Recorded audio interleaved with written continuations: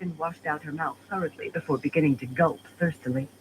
She was not so sun-haired at the moment, her curls all sweat-matted and as coated with dust as her sweaty face. She was not even pretty at the moment.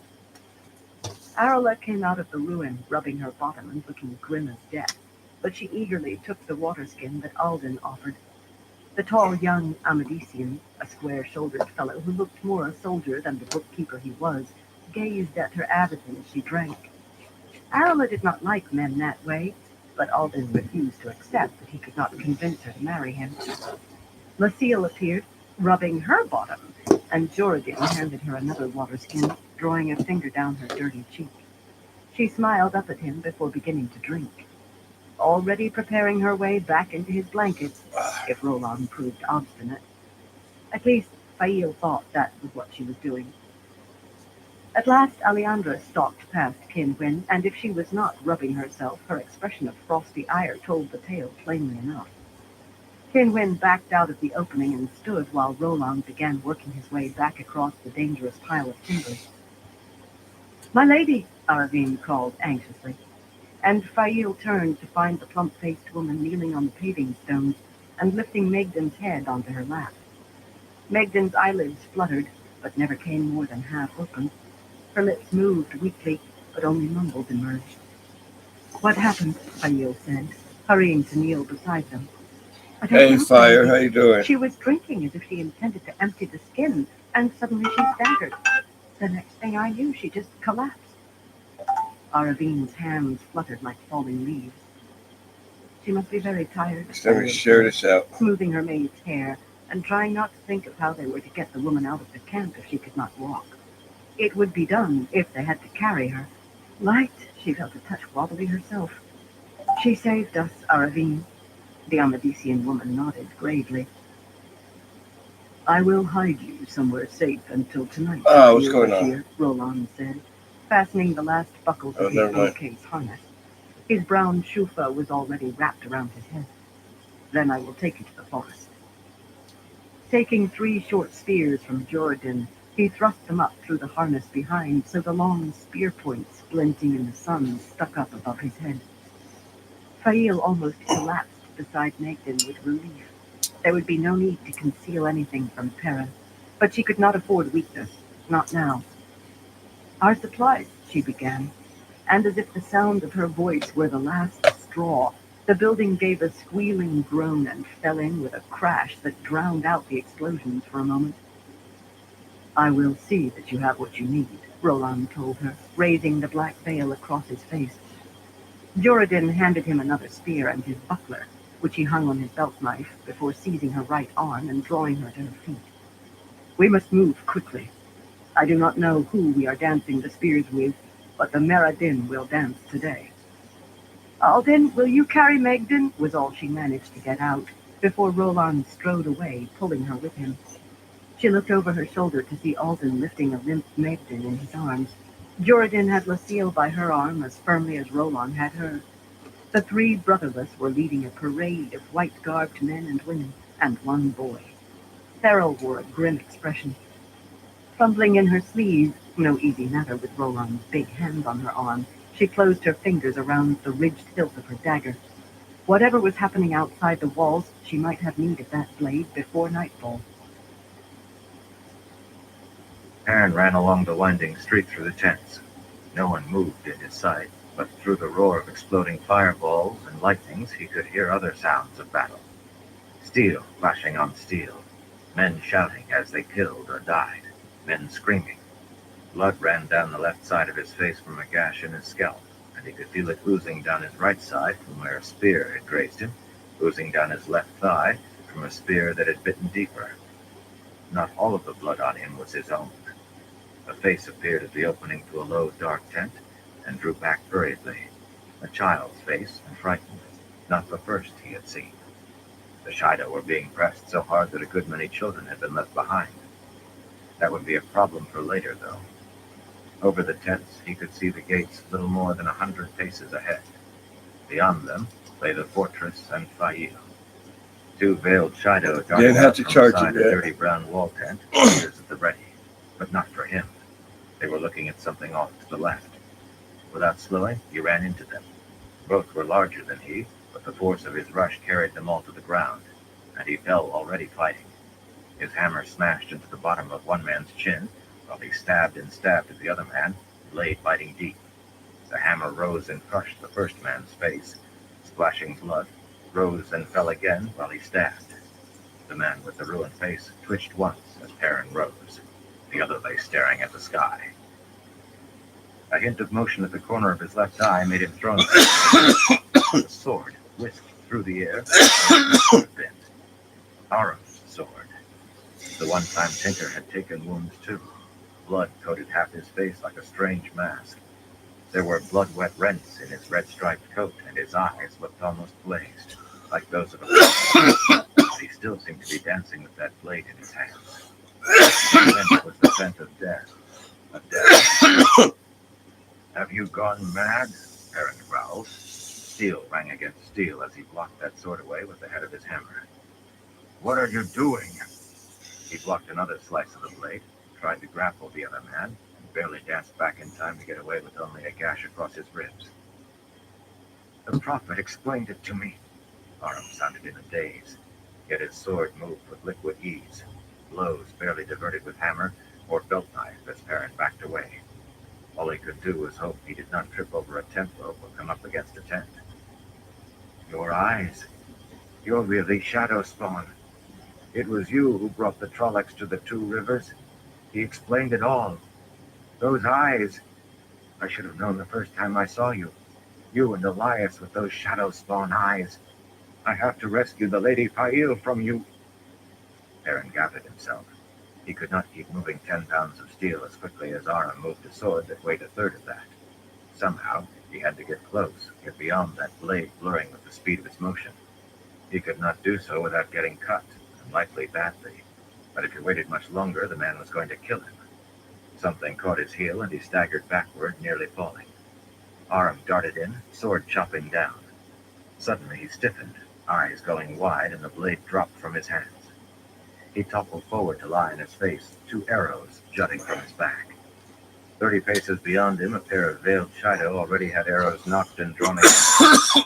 Perrin leaped sideways behind a green peaked tent, rolling to his feet quickly.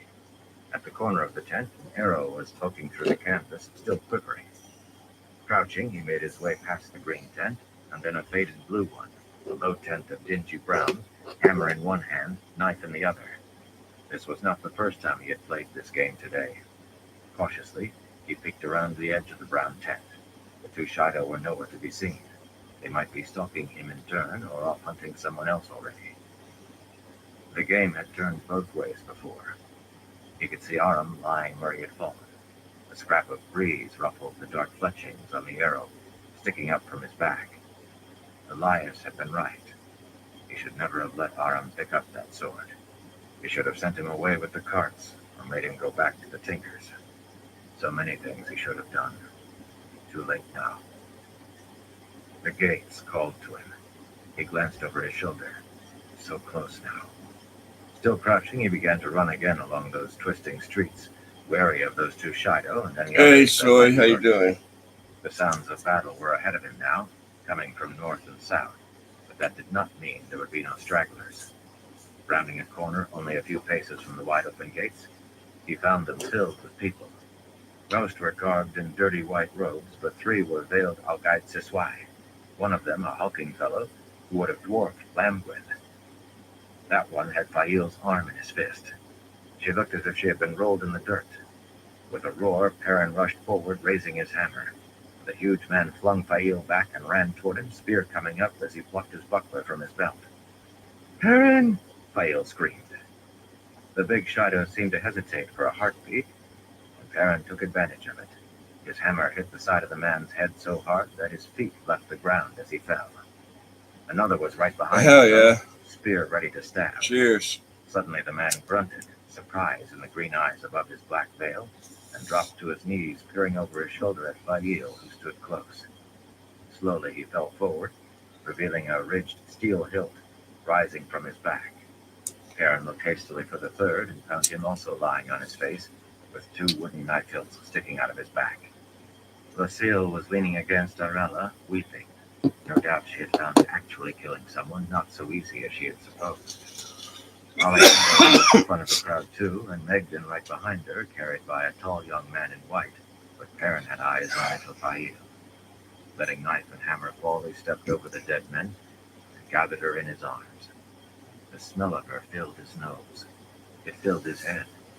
She smelled strongly of charred wood, of all things, but he could still smell her. I've dreamed of this moment so long, he breathed. I have too, she said against his chest, hugging him hard. Her scent was full of joy, but she was trembling. Did they hurt you? He asked gently. No, they... No, Perrin. They didn't hurt me. There were other smells mixed in with her joy, though, laced through it inextricably. The dull, aching scent of sadness and the greasy aroma of guilt. Shame, like thousands of hair-fine needles pricking. Well, the man was dead, and the woman had the right to keep her secrets if she wanted. All that matters is that you're alive and we're together again, he told her. That's all that matters in the world. All that matters, she agreed, hugging him even harder. Hard enough that she actually groaned with the effort. But the next instant she had pushed back and was examining his wounds, fingering open tears in his coat to look at them. These don't look too bad, she said briskly, though all of those emotions still lay tangled in her joy. She reached up to part his hair and tugged until he bent his head so she could examine the slash along his scalp. Let's do a fresh dab, too. How many Aes Sedai did you bring? How did you... No, that's of no matter right now. There are enough of them to defeat the Shido, and that's what's important. This lot of Shido, he said, straightening to look down at her. Like dirt or no dirt, she was beautiful. There'll be another 6,000 or 7,000 spears here, and he glanced at the sun. It seemed it should be higher. Less than 2 hours, maybe. We need to finish up here and be moving before then if we can. What's wrong with Megden? She was limp as a feather pillow against the young man's chest. Her eyelids were fluttering without opening fully.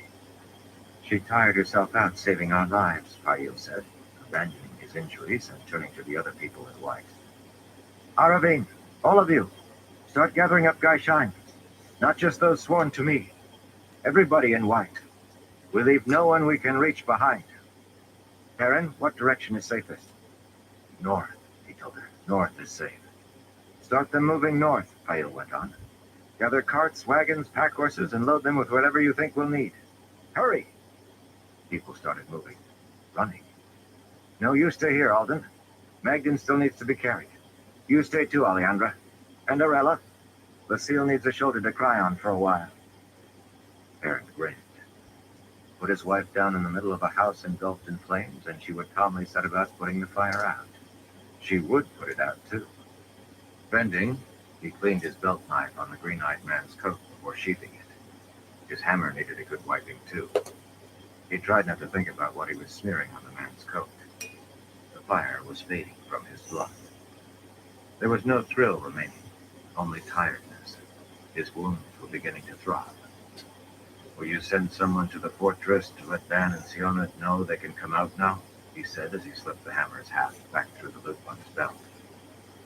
Fail stared at him in amazement. They're in the fortress? How?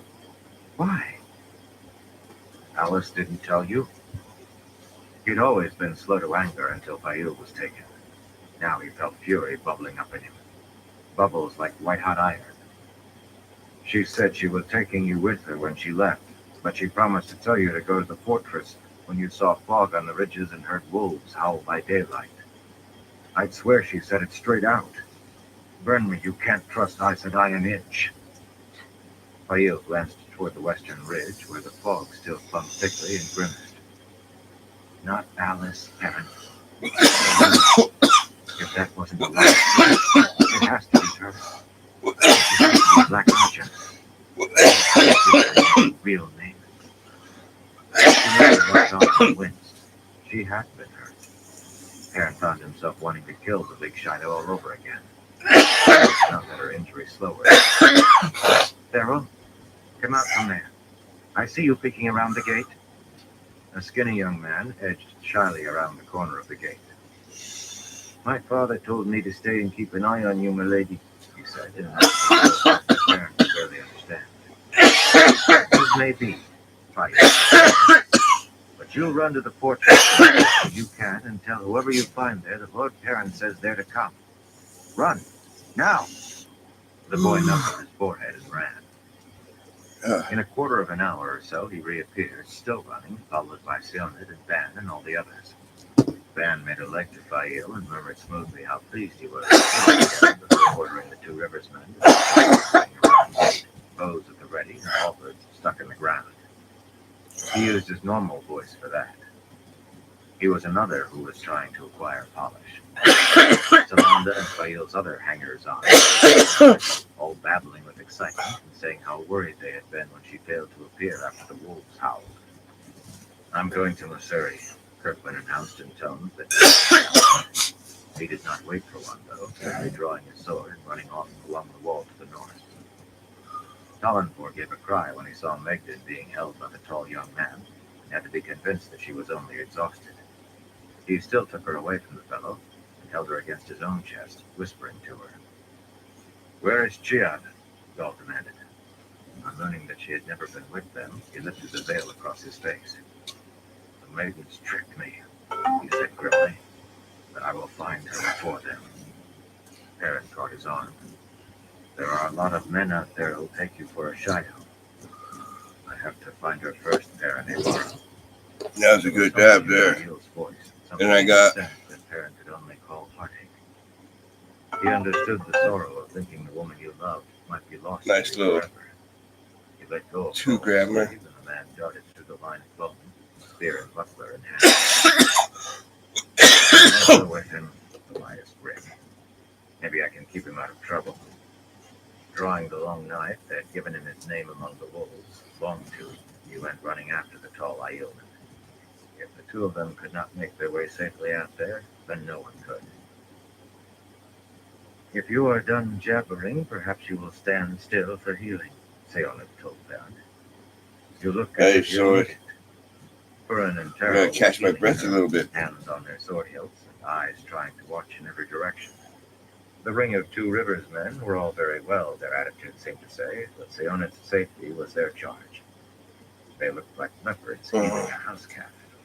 Only she was no house cat. See to Fail first, he said. Her arm is hurt. Got Fail clogged was up. talking with Alejandra about them so angry they should have had tails to bristle. No doubt angry over Alice or Galena, or whatever her name was. I do not see her bleeding like a stuck pig. Sioned lifted her hands to cup his head, and that too familiar chill hit him, like suddenly being immersed in a winter pond on the brink of freezing. He gasped and jerked, arms flailing out of his control. When she released him, his wounds were gone, if not the blood smeared on his face and staining his coat and breeches. He also felt he could eat a whole deer by himself. What was that? The diminutive green turned around to Fail. Did you mention Galena Katban? I don't know her last 3 name, window. Fail said. A round-faced Aes Sedai with a plump mouth and black hair and big eyes. Pretty in a way, but an The unpleasant woman. switches. Do you know her? I Uh, think she must be Black Archer. Sioned the stood, V5s. hands knotting in her skirt. I had to see if they have any That sounds like Galena, at the dispos around here. and decidedly unpleasant. But why would you make such an accusation? It is not a charge to bring against a sister lightly, even against one as disagreeable as Galena. As Fail explained, beginning with the first meeting with Galena, Perrin's anger grew again. The woman had blackmailed her, threatened her, lied to her, then tried to murder her. His fists clenched so tight that his arms shook. I'll break her neck when I get my hands on it, he growled when she fell silent. That is not your right, Sioned said sharply. Galena must be tried before 3 sisters sitting as a court, and for this charge they must be sitters. The entire hall of the tower might sit for her. If she is found guilty, she will be stilled and executed, but justice in this lies with Aes Sedai. Here, he said incredulously. You heard what Fail said. Can you have any doubt? He must have looked threatening because Fern and Taro glided in to flank Sionut, their hands resting lightly on sword hilts, their eyes hard on his face. "She's right, Karen," Fael said gently. "When Jack Coughlin and Len Conger were accused of stealing a cow, you knew they were thieves, but you made Master Thane prove they had stolen it before you let the village council have them strapped. It's just as important with Galena. The village council wouldn't have strapped them without a trial, whatever I'd said," he muttered. Fael laughed. She laughed. Why, it was good to hear again. "All right. To the Aes Sedai. But if they don't take care of her, I will if I ever find her again. I don't like people hurting you." Sionut sniffed at him, her scent disapproving. "Your arm is injured, my lady?" "See to Orella first, please," Fael said. The Aes Sedai rolled her eyes in exasperation and took Fael's head between her hands. Fael shivered and exhaled, hardly more than a heavy sigh. Not a bad injury, then, and gone now in any case. She thanked Sionut while leading her to Orella. Suddenly Perrin realized he could not hear the explosions any longer. In fact, he could not recall hearing one for some time. That had to be good. "I need to find out what's happening. Van, you keep a close guard on Fael." Fael protested his going alone, and by the time he finally agreed to take 10 of the Two Rivers men, a rider in lacquered armor had appeared, rounding the northern corner of the town wall. 3 thin blue plumes marked her as Ty Lee. As she rode closer, he realized she had a nude woman draped across her tall bay in front of the saddle. A woman bound at ankles and knees, wrists and elbows. Her long golden hair almost brushed the ground, and there were jeweled necklaces and ropes of pearls caught in it. A strand of large green stones and gold slid free and fell to the dirt as Ty Lee reined in. Removing her peculiar helmet with gloved hands, she rested it on the woman's upturned bottom.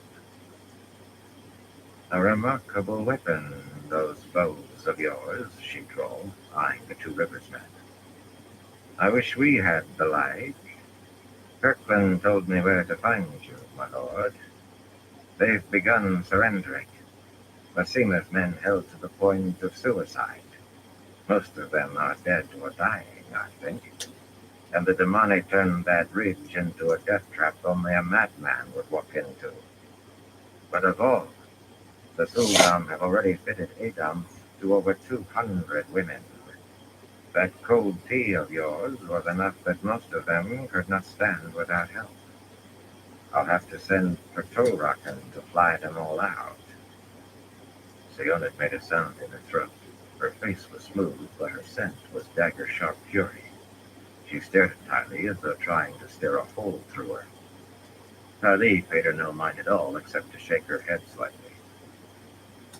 "After my people and I are gone," Perrin said. His agreement was with her. He did not want to risk testing it with anyone else. "What are our losses aside from Massima's men?" "Light," Ty Lee replied. "Between your archers and the Damani, they never really managed to close with us. I've never seen a battle plan come off so smoothly. If we have 100 dead between us, I'll be surprised." Perrin winced. He supposed those were light casualties under the circumstances, but some would be Two Rivers men. Whether or not he knew them, they were his responsibility. "Do you know where Massima is?" "With what's left of his army. He's no coward, I'll say that for him. He and his 200, well, about 100 now, cut a path all the way through the shadow to the ridge." Perrin ground his teeth. The man was back surrounded by his rabble. It would be his word against Massima's about why Aram had tried to kill him, and in any event, it was unlikely the man's followers would surrender him for trial. "We need to start moving before the others get here. If the Shido think rescue is at hand, they might decide to forget they surrendered." "Who's your prisoner?" "Savannah," Fael said in a cold voice. The smell of her hatred was nearly as strong as it had been while speaking of Galena. The golden-haired woman twisted herself upward, shaking hair out of her face and losing several more necklaces in the process. Her eyes, glaring at Fail, were green fire above a strip of cloth that had been tied for a gag. She stank of rage. Savannah of the Jumai Shido. Satisfaction was strong in Tylee's voice. She told me so proudly. She's no coward either. Met us wearing nothing but a silk robe and her jewels, but she managed to spear 2 of my Altarans before I took it away from her. Savannah snarled through her gag and struggled as if to throw herself from the horse, until Tylee smacked her bottom anyway. After that, she contented herself with glaring at everyone in sight. She was nicely rounded, though he should not be noticing something like that with his wife there, except that Elias said she would expect him to notice, so he made himself study her openly. I claim the contents of her tent, Fayu announced, shooting him a sharp look. Maybe he was not supposed to be that open. She has a huge chest of jewels in there, and I want them. Don't look at me like a loopy parent. We have 100,000 people to feed, clothe, and help get back to their homes. 100,000 at least. I want to come with you, my lady, if you'll have me, the young fellow who had been holding Magden piped up. I won't be the only one if you'll have us. Your lady wife, I presume, my lord, Tylee said, eyeing Fail. She is. Fail allowed me to present Banner General Tylee Kirgan in service to the Empress of Shanchan. Perhaps he was acquiring some of that polish himself. Banner General, my wife, Lady Fail Ni Bashir Tebara. Tylee bowed in her saddle. Fail made a small curtsy, inclined her head slightly. Dirty face or no dirty face, she was regal, which made him think of the broken crown. Discussion of that little matter would have to come later. No doubt it would be a prolonged discussion. He thought he might not find it so hard to raise his voice, the way she apparently wanted this time. And this is Alejandra Marisa Cugat. They weren't too bad. Can't complain. Blessed of the light, defender of Garen's wall, and my liege woman. Gildan is under my protection. Cool thing to say, but it had to be said. Our agreement doesn't speak to that, my lord, Tylee said carefully. I don't decide where the ever-victorious army goes. Just so you know, Banner General, and tell those above you they can't have Gildan. Alejandra smiled at him so widely, so gratefully, he almost wanted to laugh. Like Fail was smiling too. A proud smile. He rubbed the side of his nose. We really do need to begin moving before those other Shido arrive. I don't want to find myself with them in front of me and all those prisoners behind me thinking about picking up a spear again. Tylee chuckled. I have a little more experience with these people than you, my lord. Once they surrender, they won't fight again or try to escape for 3 days.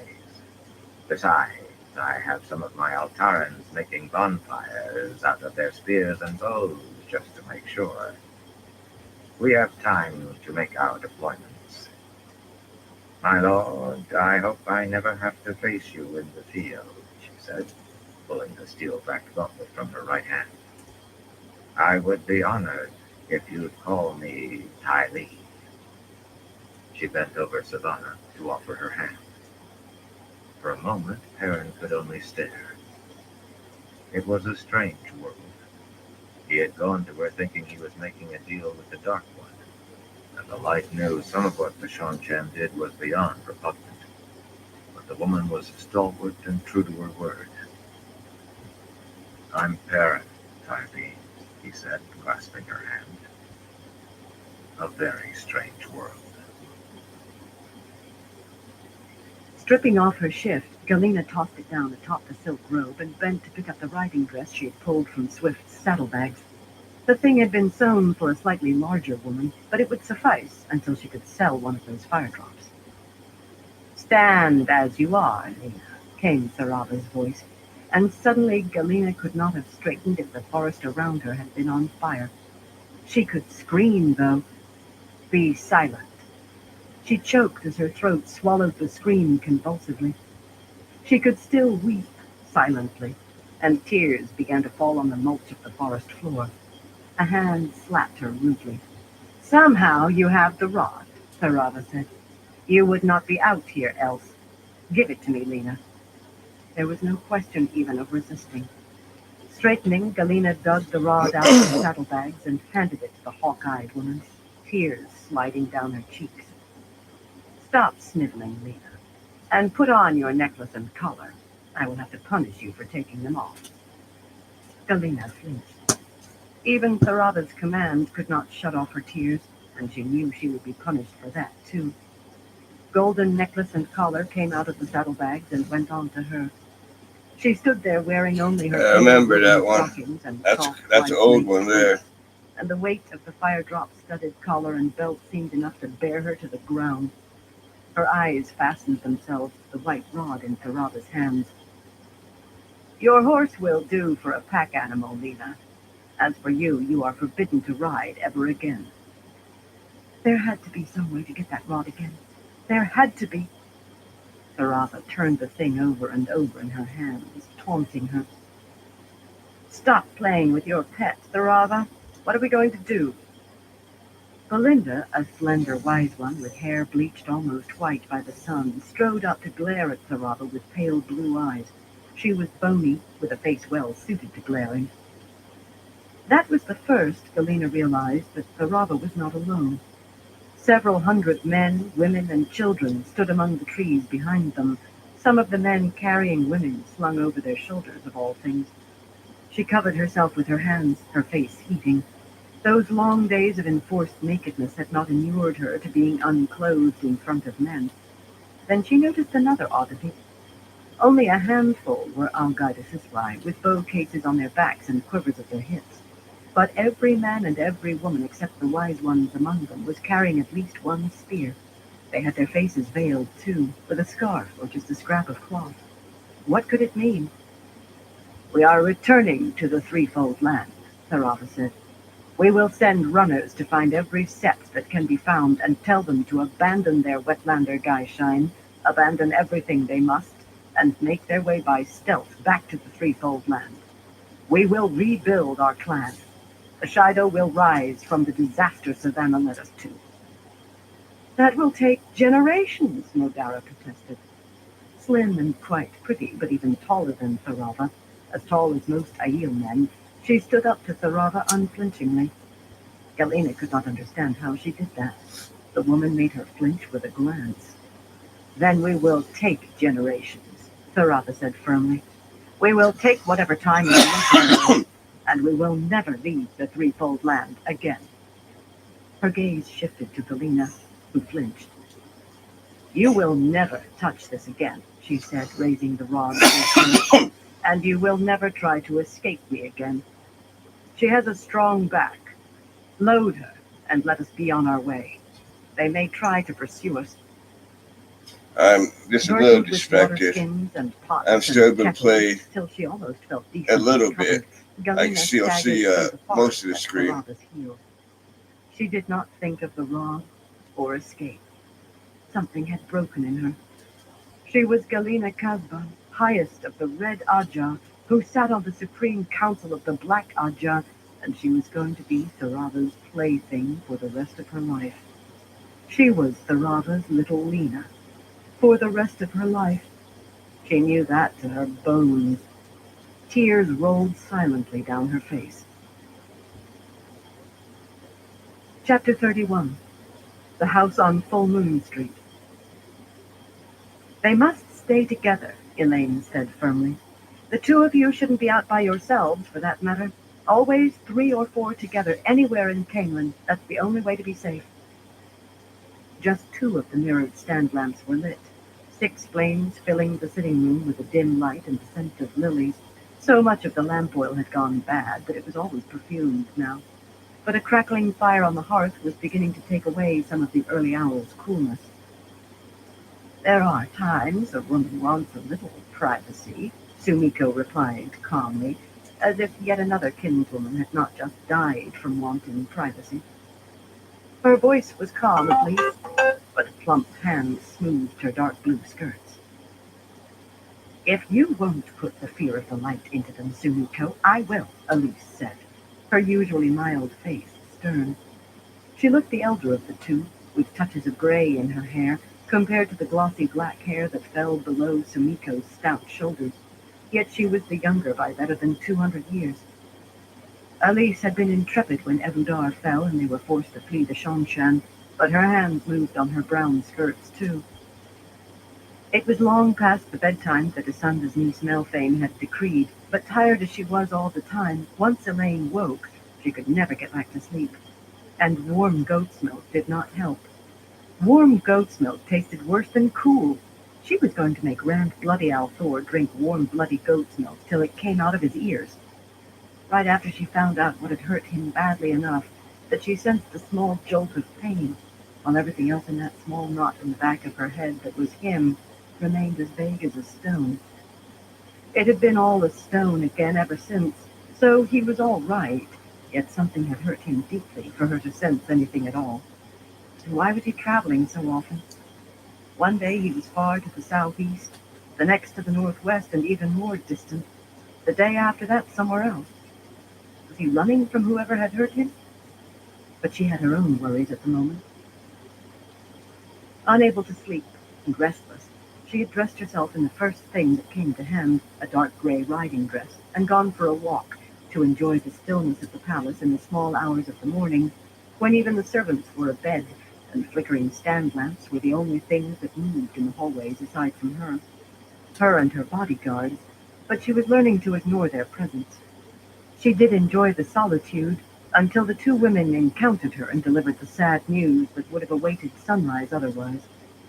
She had brought them back to her smaller sitting room to discuss the matter behind a ward against listeners.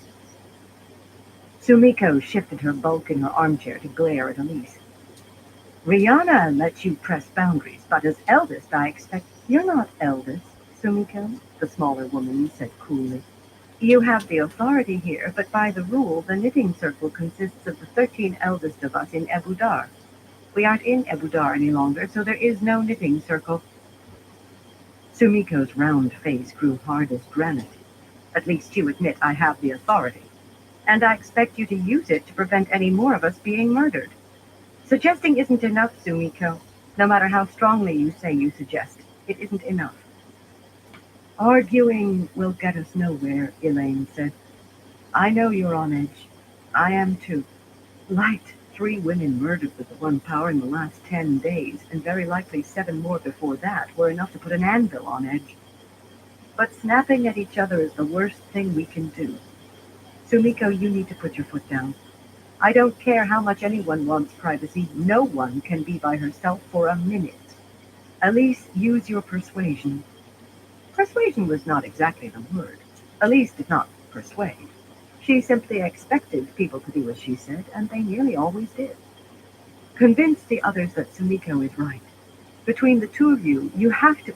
The door opened to admit Denny, who closed it again behind her and bowed, one hand on her sword hilt, the other on her long cudgel.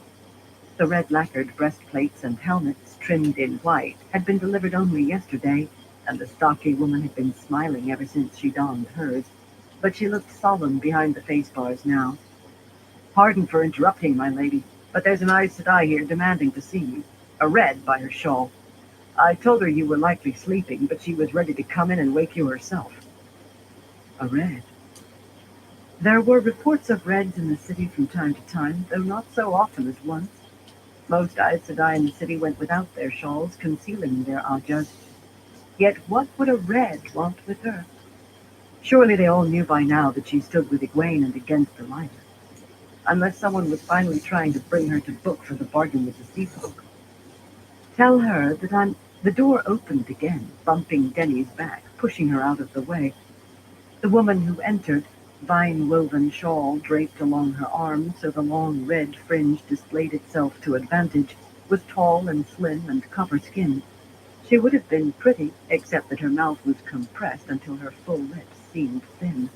Her riding dress was so dark it might have been black, but the pale light of the stand mirrors picked up hints of red, and the divided skirts were slashed with brighter red.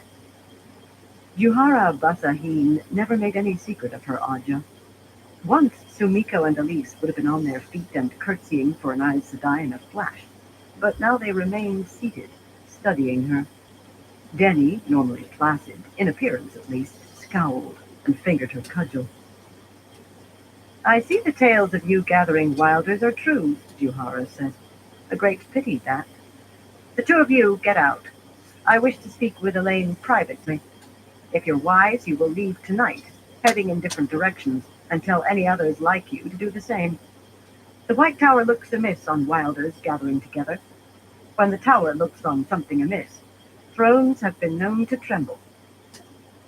Neither Sumiko nor Elise moved. Elise actually arched an eyebrow. They can stay, Elaine said coldly. With the power in her, her emotions were not bouncing. They were steady in an icy anger. They are welcome here. You, on the other hand, Elida tried to have me kidnapped, Juhara. Kidnapped. You can leave. A poor welcome, Elaine, when I came to the palace as soon as I arrived, and after a journey that would be as torturous to describe as it was to endure. Andor has always had good relations with the Tower. The Tower intends to see they remain good. Are you sure you want these wilders to hear everything I have to say to you? Very well, if you insist.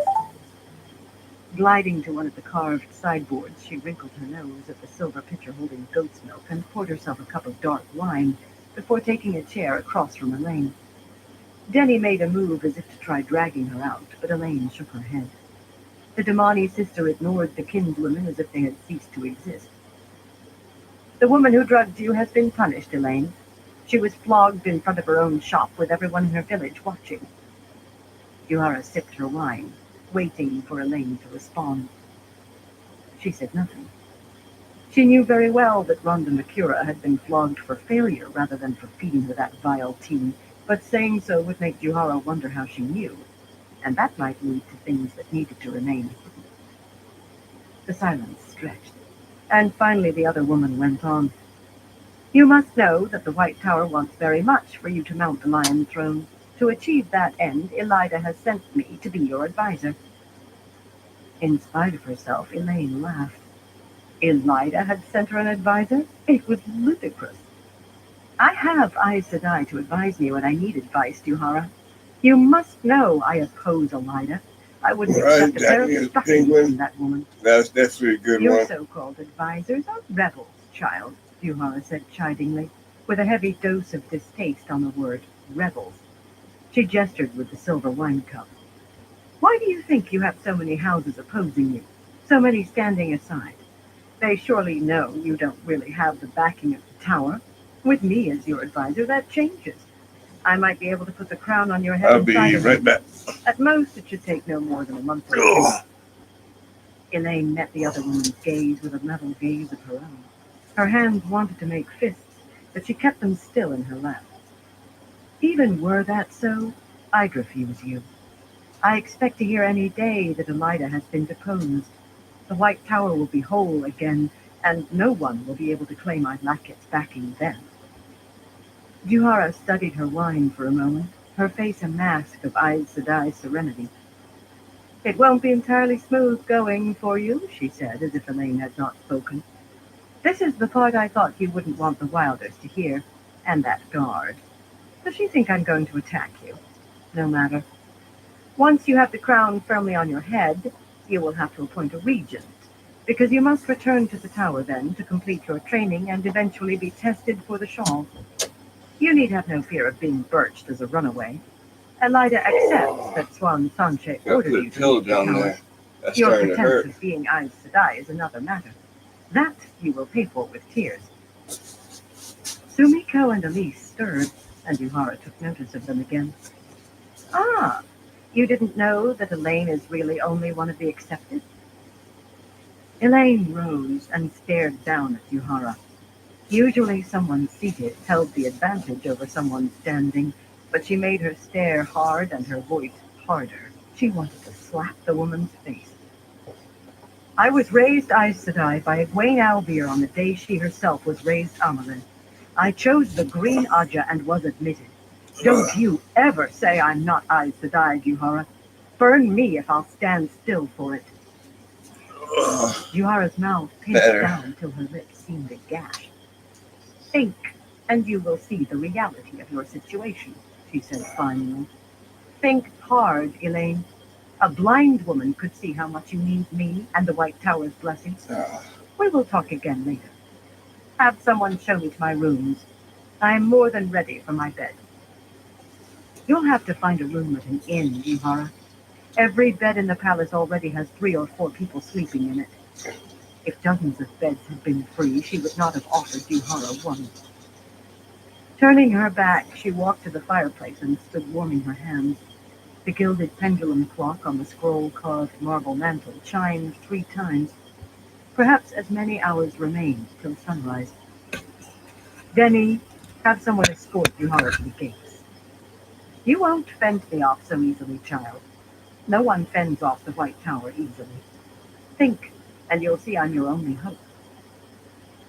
Silk whisked against silk as she left the room, and the door clicked shut behind her. It seemed very possible Juhara would cause trouble trying to make herself needed, but one problem at a time. Did she put doubts in your minds? Elaine said, turning from the fire. None, Sumiko replied. Van Deen and the other 2 accept you as Aes Sedai, so you must be. Conviction was strong in her voice, but then she had reason to want to believe.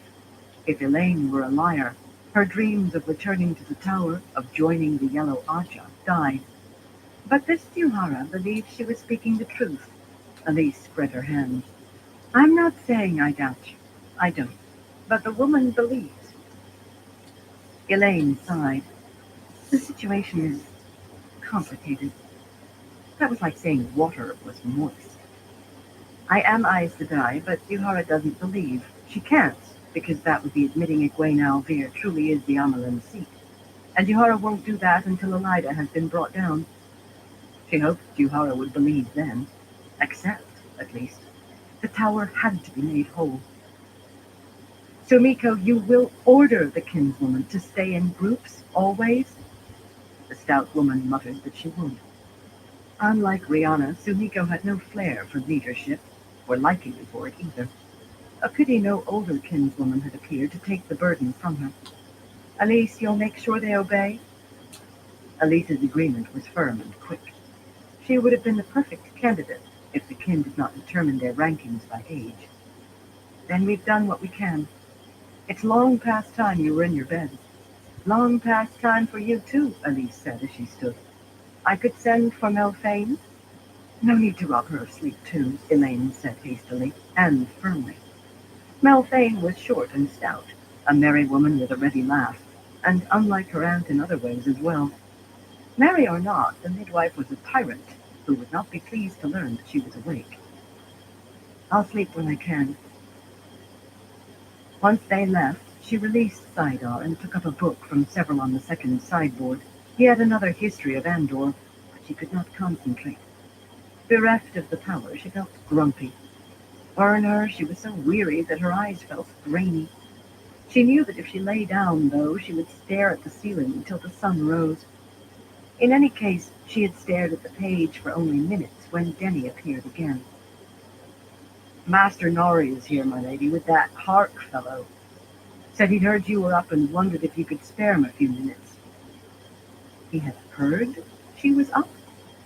If he was having her watched?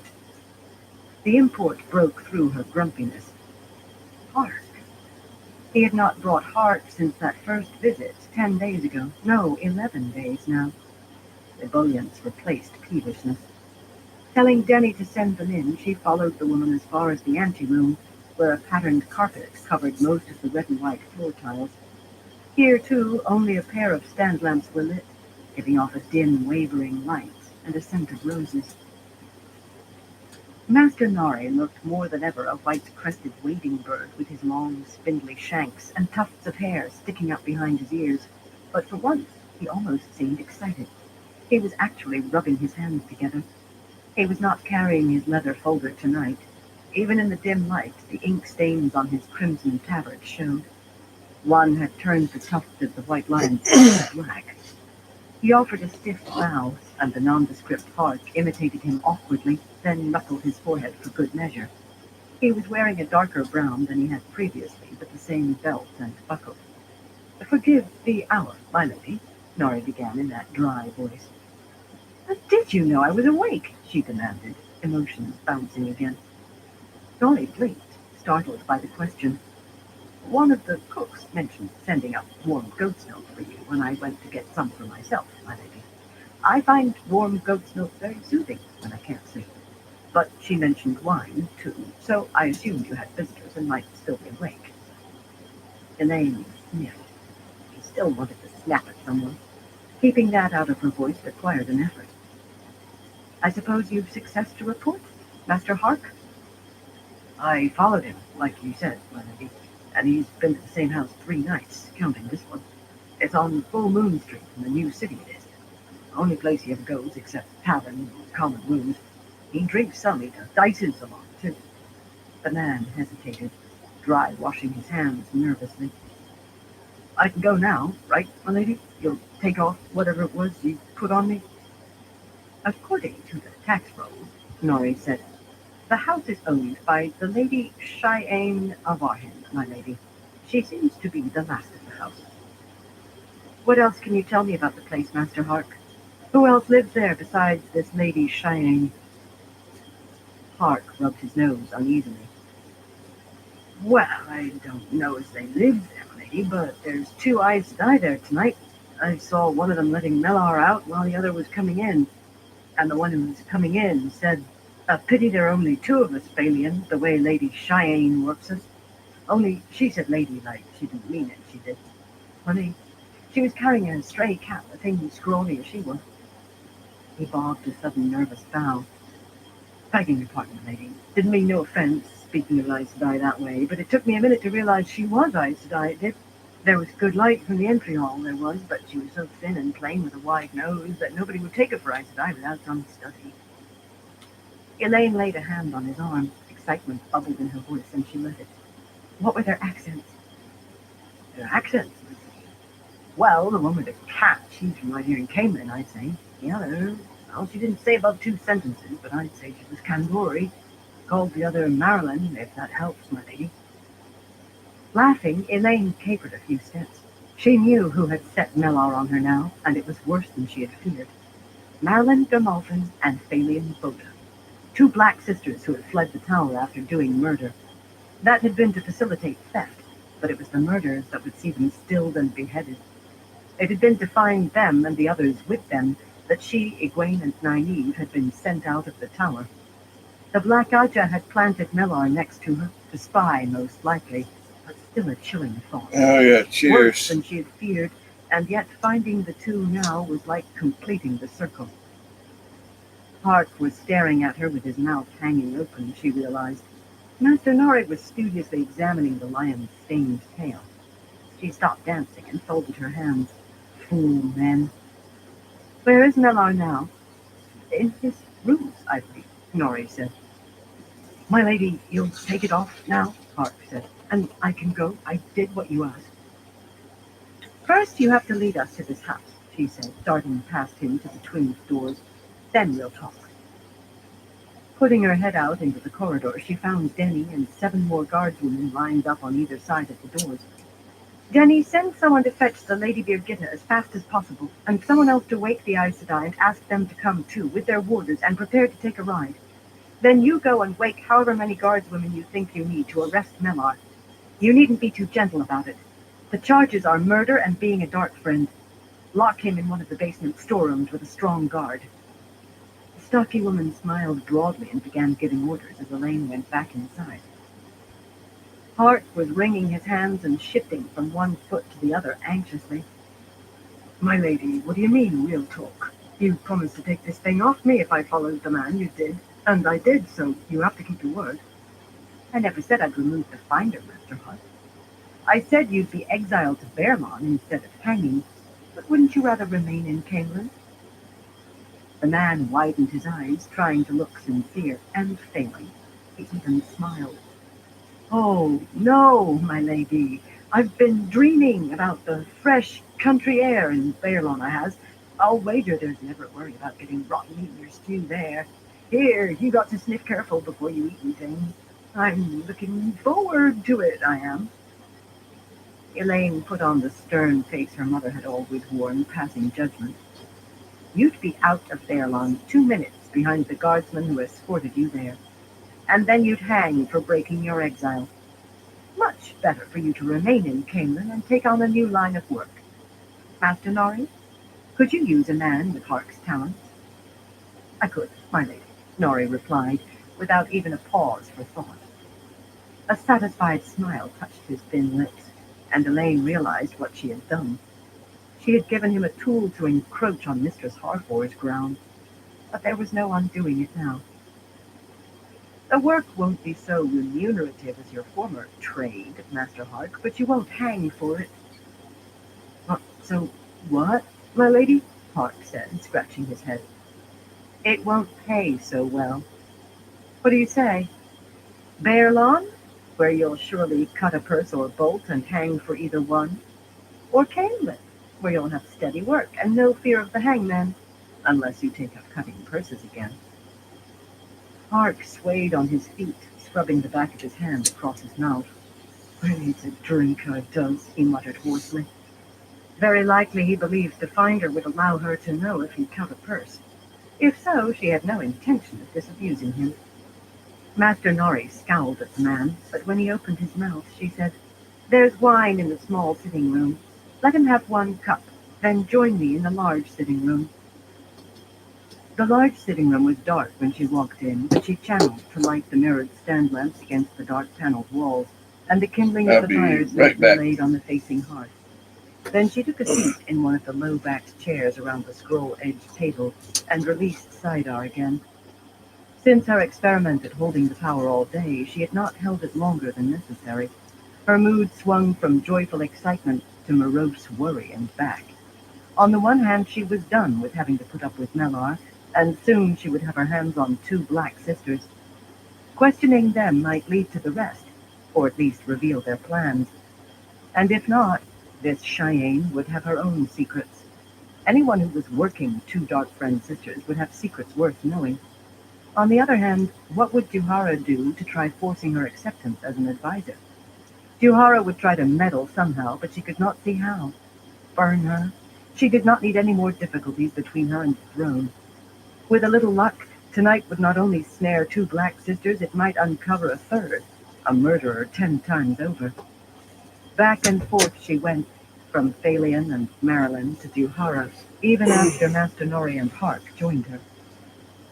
Hark, a silver cup in his hand, tried to take a seat at the table, but Master Nori tapped him on the shoulder and jerked his head toward a corner. Sullenly, Hark went where he was directed. He must have begun drinking as soon as the cup was filled, because he emptied it in one long pull, then stood turning it over in his hands and staring at it. Suddenly he gave a start and directed an ingratiating grin at her. Whatever he saw on her face made him flinch. Scuttling to the long table against the wall, he set the cup down with exaggerated care, then scuttled back to his corner. Birgitta was the first to arrive, the bond filled with weary discontent. A ride, she said, and when Elaine explained, she began raising objections. Well, some of it was objections. The rest was just insults. What hair-brained, crack-pated scheme are you talking about, Birgitta? Van Deen said as she entered the room. She wore a riding dress that hung loose on her. One of her sisters, it would have fit her perfectly while Adelius was alive, but the white-haired woman had lost weight. Her James, wiry and gnarled, took one look at Hark and placed himself where he could watch the man. Hark ventured a smile, but it faded when James' expression remained hard as iron. The warder's graying hair was thin, but there was nothing soft about him. She intends to try capturing 2 black sisters tonight, Birgitta replied, shooting a hard look at Elaine. 2 black sisters? Sarita exclaimed, walking through the door. She gathered her dark cloak around her as though the words had given a chill.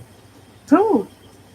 Her warder Ned, a tall, broad-shouldered young man with yellow hair, eyed Hark and touched his sword hilt. He chose a spot where he could watch the man, too. Hark shifted his feet. He might have been thinking of trying to run. Phalian Boda and Marilyn Gamalfin, Elaine said. Sarita's mouth hardened.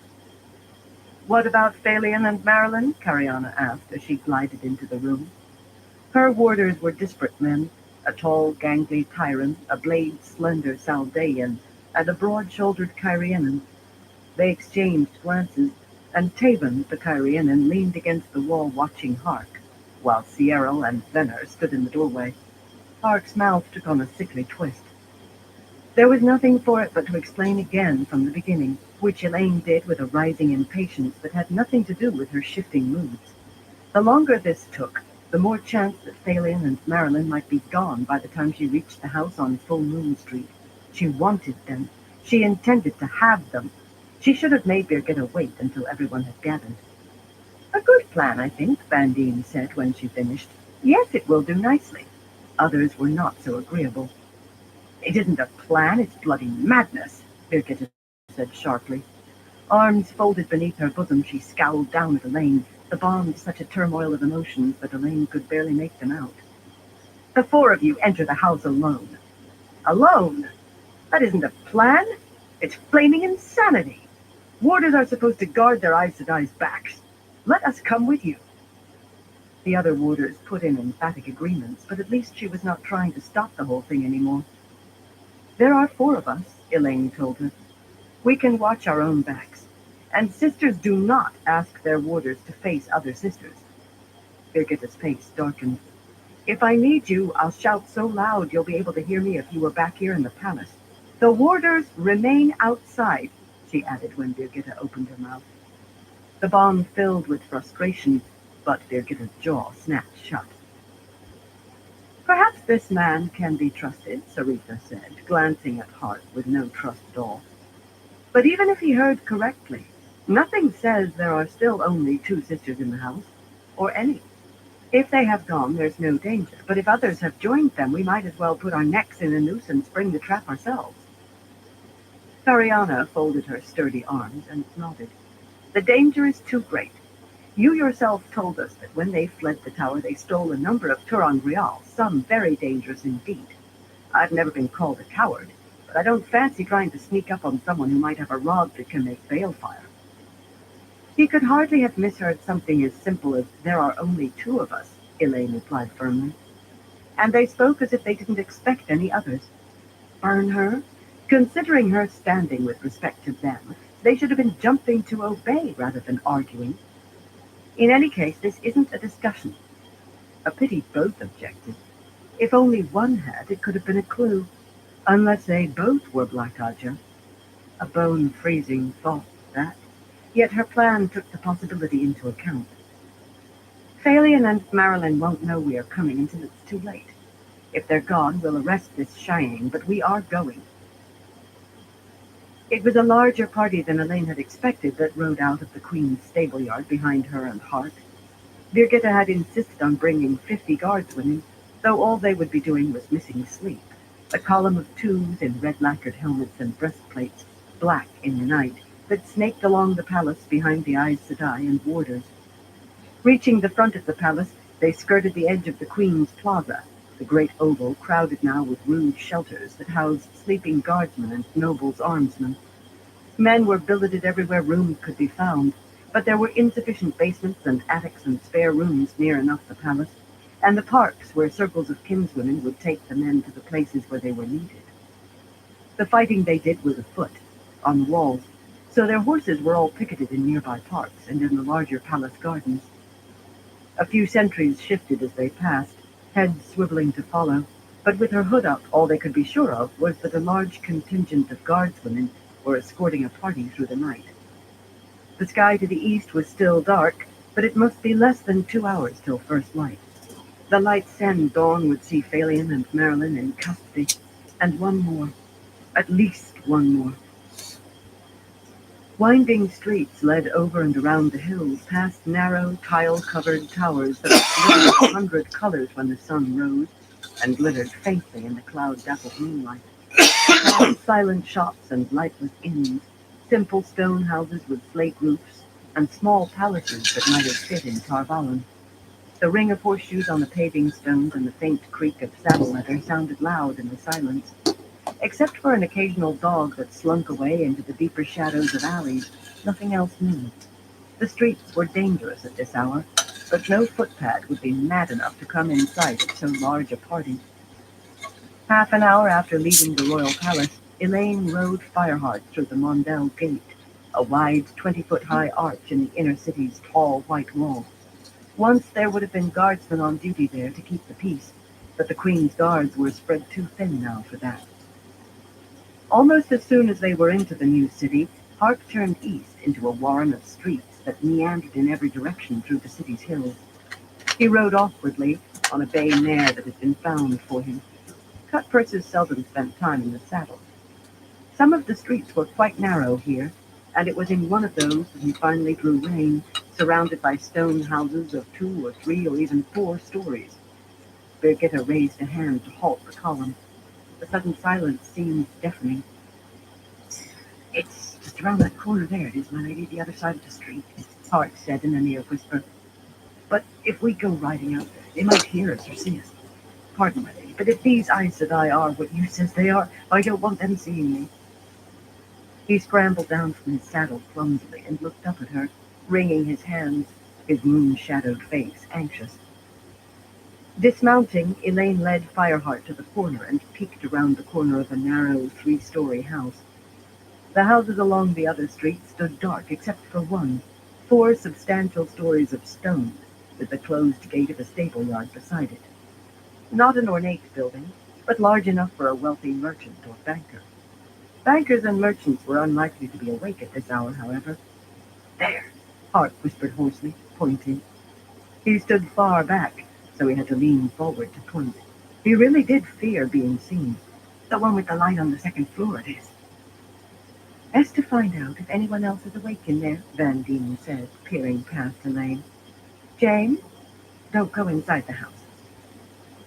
Elaine expected the lean old warder to sneak across the street, but he just strolled out, holding his cloak close around him against the early morning chill.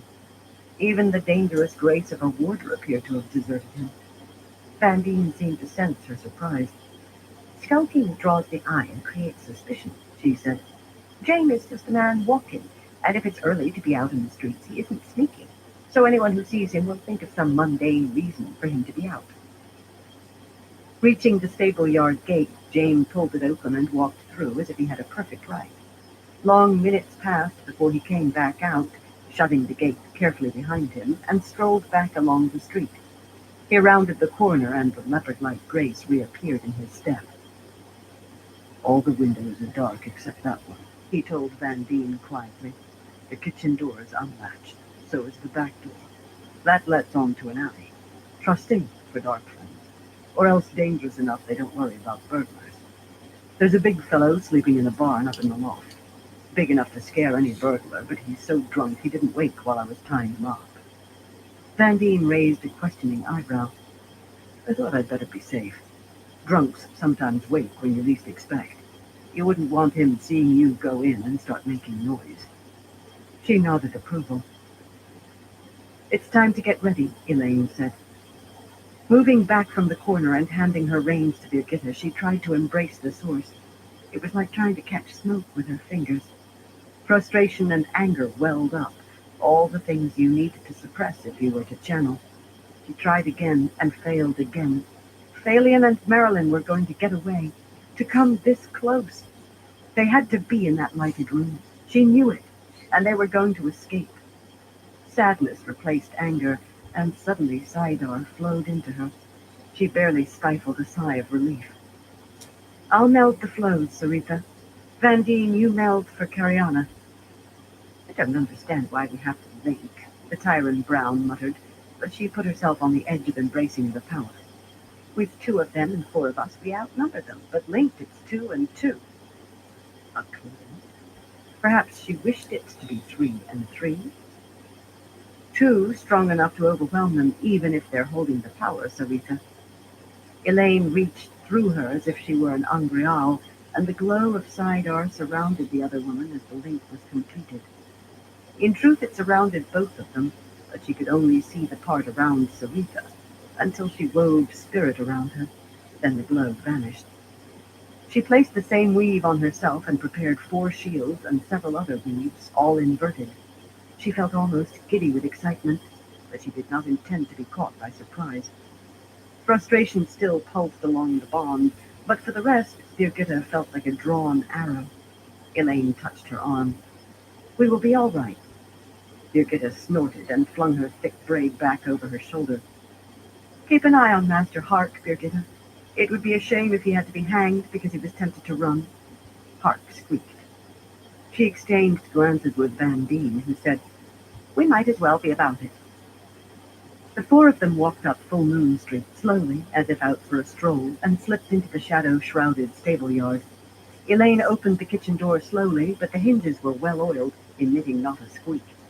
The brick-walled kitchen was lit only by a tiny fire in the wide stone fireplace where a kettle hung steaming, yet that was enough for them to cross the floor without bumping into the table or chairs. Someone sighed, and she pressed a warning finger to her lips.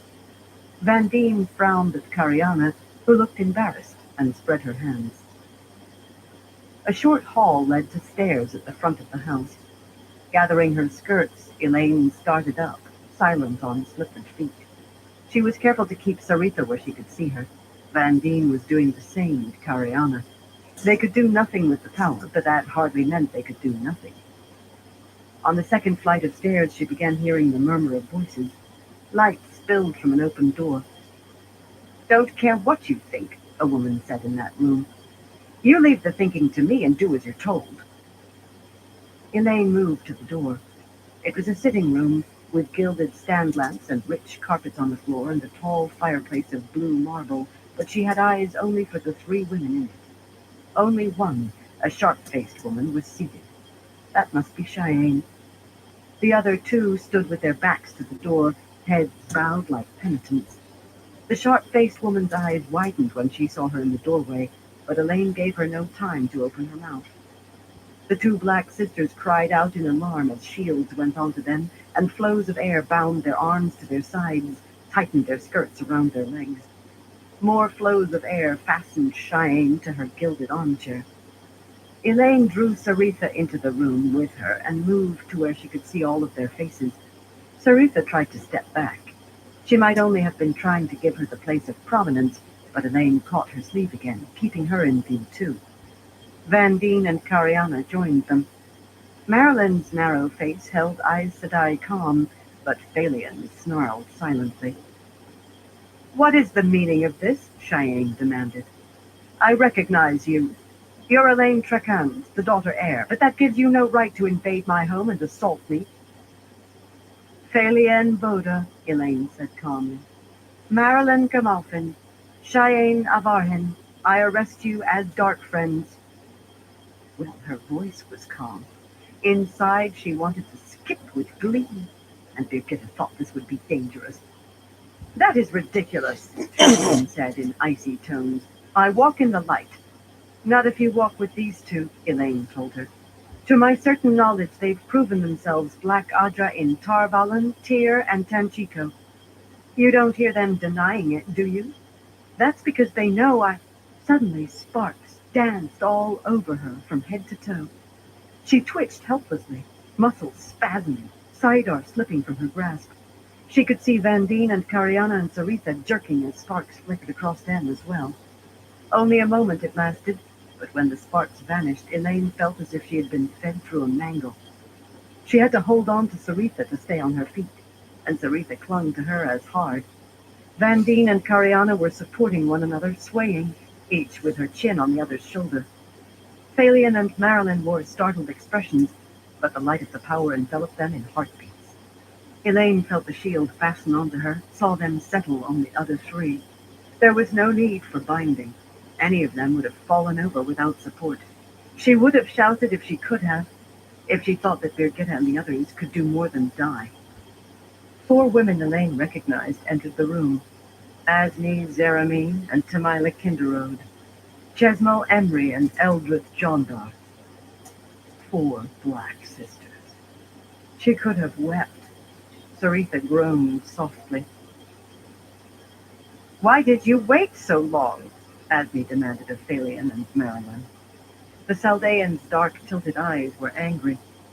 I used this so they wouldn't feel us embrace Saida, but why did you just stand there? She waved a small bent black rod, perhaps an inch in diameter, that had a strangely dull look. The thing seemed to fascinate her. A gift from Moghedin, a weapon from the Age of Legends. I can kill a man at 100 paces with this, or just stun him if I want to put him to the question. I can kill a man if I can see him, Chesmal said scornfully. Tall and handsome, she was the image of icy arrogance. Asmi sniffed. But my target could be surrounded by 100 sisters, and not one would know what killed him. I suppose it has its uses, Chesmal admitted in grudging tones. Why did you just stand there? They had us shielded, Thalion said bitterly. Eldred's breath caught, and she put a plump hand to a round cheek. That's impossible. Unless her dark eyes sharpened. They've discovered a way to hide the glow, to hide their weaves. Now that would be most useful. You have my thanks for your timely rescue. Hope everyone's doing good out there tonight. But do you have a reason for coming here tonight? Did Moradin send you? Asmi channeled a flow of air that struck Cheyenne's cheek with a loud crack, staggering her. Keep a civil tongue in your mouth, and perhaps we'll let you leave with us. Or we can leave you behind dead. Cheyenne's cheek was reddened, but her hands remained at her sides. Her face was expressionless. Elaine's the only one we need, Tamila said.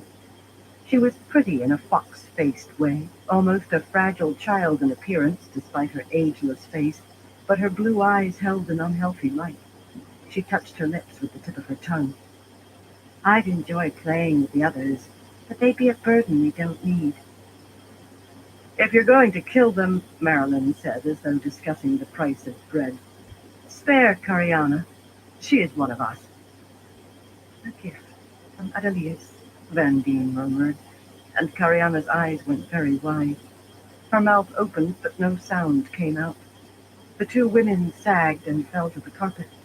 Van Dien began trying to push herself up, but Cariana lay staring at the ceiling, the hilt of Van Dien's belt knife protruding from beneath her breastbone.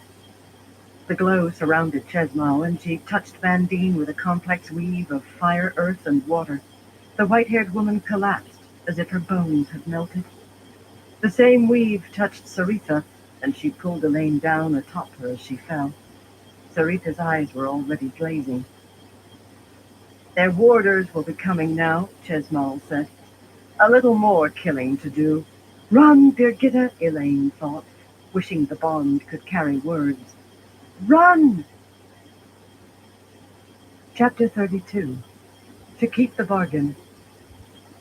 Birgitta was leaning against the stone wall of the 3-story house, thinking sadly of Guido, when the bundle of emotions and physical sensations in the back of her head, her awareness of Elaine, suddenly spasmed. That was the only word for it. Whatever it was lasted just a moment, but afterwards the bond was full of limpness. Elaine was conscious, but unsteady.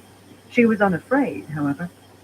Still, Birgitta threw back her cloak and moved to the corner to peer up Full Moon Street. Elaine could be too brave for her own good. The hardest thing about being Elaine's warder was keeping her from endangering herself beyond need. Nobody was indestructible, but the bloody woman thought she bloody well was. Her sigil should have been an iron lion rather than a golden lily. That light shone in the window, spilling a pale pool into the narrow street, and there was not a sound except for a cat yowling somewhere in the night. Sarita feels muzzy, Ned Yarman muttered beside her. The tall young warder's boyish face was a grim shadowed mask inside the hood of his cloak. She feels weak. Birgitta became aware of the other warders crowding her close, stone-faced and hard-eyed. That was clear enough even by moonlight.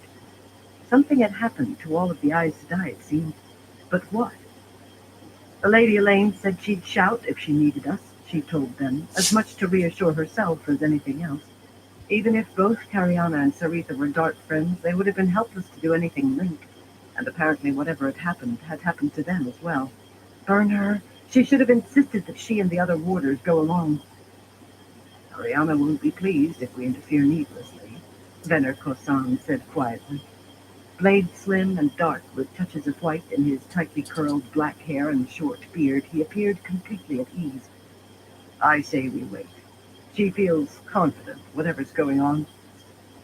More so than she did going in, Sierra Arjuna added, earning him a sharp glance from Venner. Still short of his middle years, Sierra seemed all bones, though his shoulders were wide. Birgitta nodded. Elaine was confident, too. But then Elaine would feel self-assured walking an unraveling rope stretched over a pit full of sharp stakes. A dog began barking in the distance, and the yowling cat went silent, but other dogs answered the first in a spreading ripple that faded away as suddenly as it had begun. They waited, with Birgitta fretting in silence. Suddenly Venner growled an oath and shed his cloak. The next instant his blade was in his hand and he was running up the street, followed by Sierra and Taven, cloaks billowing behind, their blades bared too. Before they had gone 2 steps, Jane gave a wild cry. Unsheathing his sword, he threw his cloak down and raced after the other 3 at a speed that belied his age. Bellowing with rage, Ned ran too, the steel in his fist glittering in the moonlight. Fury stabbed through the bond, like the battle fury that took some men, and sadness too, but still no fear. Birgitta heard the soft rasp of swords being unsheathed behind her and spun, cloak flaring. Put those up. They're no use here. I know what the warders running in means as well as you, my lady, Urith said in courtly accents, obeying smoothly, and with clear reluctance. Lean and as tall as most men, the Saldaean denied being nobly born, but whenever the conversation came around to what she had done before swearing the oath as a hunter for the Horn, she always gave one of her rare smiles and changed the subject. She was skilled with that sword, however. If the Aes Sedai are dying, Elaine is alive, Birgitta cut in. Alive and in trouble. She's our concern now, but we'll need a lot more swords to rescue her. And more than swords. Somebody collar that man.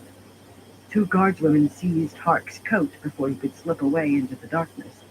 Apparently he had no wish to stay near where Aes Sedai had died. Neither did she. Gather the extra horses and follow me, she said, swinging into Arrow's saddle.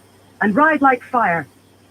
She suited her words, digging her heels into the rangy gray gelding's flanks without waiting. It was a wild gallop through dark, twisting streets where people were just beginning to appear.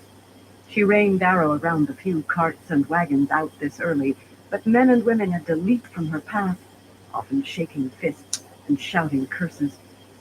She only urged the gelding for more speed, her cloak flapping behind. Before she reached the Mondel gate, Elaine was moving. She had been uncertain at first, but there could be no mistaking it now. Elaine was moving northeast at about walking speed. The bond said she was too wobbly to walk far, maybe to walk at all, but a wagon would make the same pace. The sky was turning gray. How long before she could gather what was needed? In the inner city, the street spiraled inward, rising past towers glittering in 100 colors toward the golden domes and pale spires of the royal palace atop the highest of Cambridge hills. As she galloped around the rim of the Queen's Plaza, soldiers stared at her. They were being fed from black kettles atop push barrows, cooks ladling some sort of brown stew onto tin plates, and every man she could see wore his breastplate and had his helmet hanging from his sword hilt. Good. Every moment saved was a moment toward saving Elaine. 2 lines of guardswomen were practicing the sword in the Queen's stable yard when she galloped in, but the last blade stopped rattling when she flung herself out of the saddle, let Arrow's reins drop, and ran toward the colonnade. Hadora, run tell the Windfinders to meet me in the map room right away, she shouted without slowing. All of them! Sonetta, you do the same for Captain Gaibon, and have another horse saddled for me. Arrow was played out for today.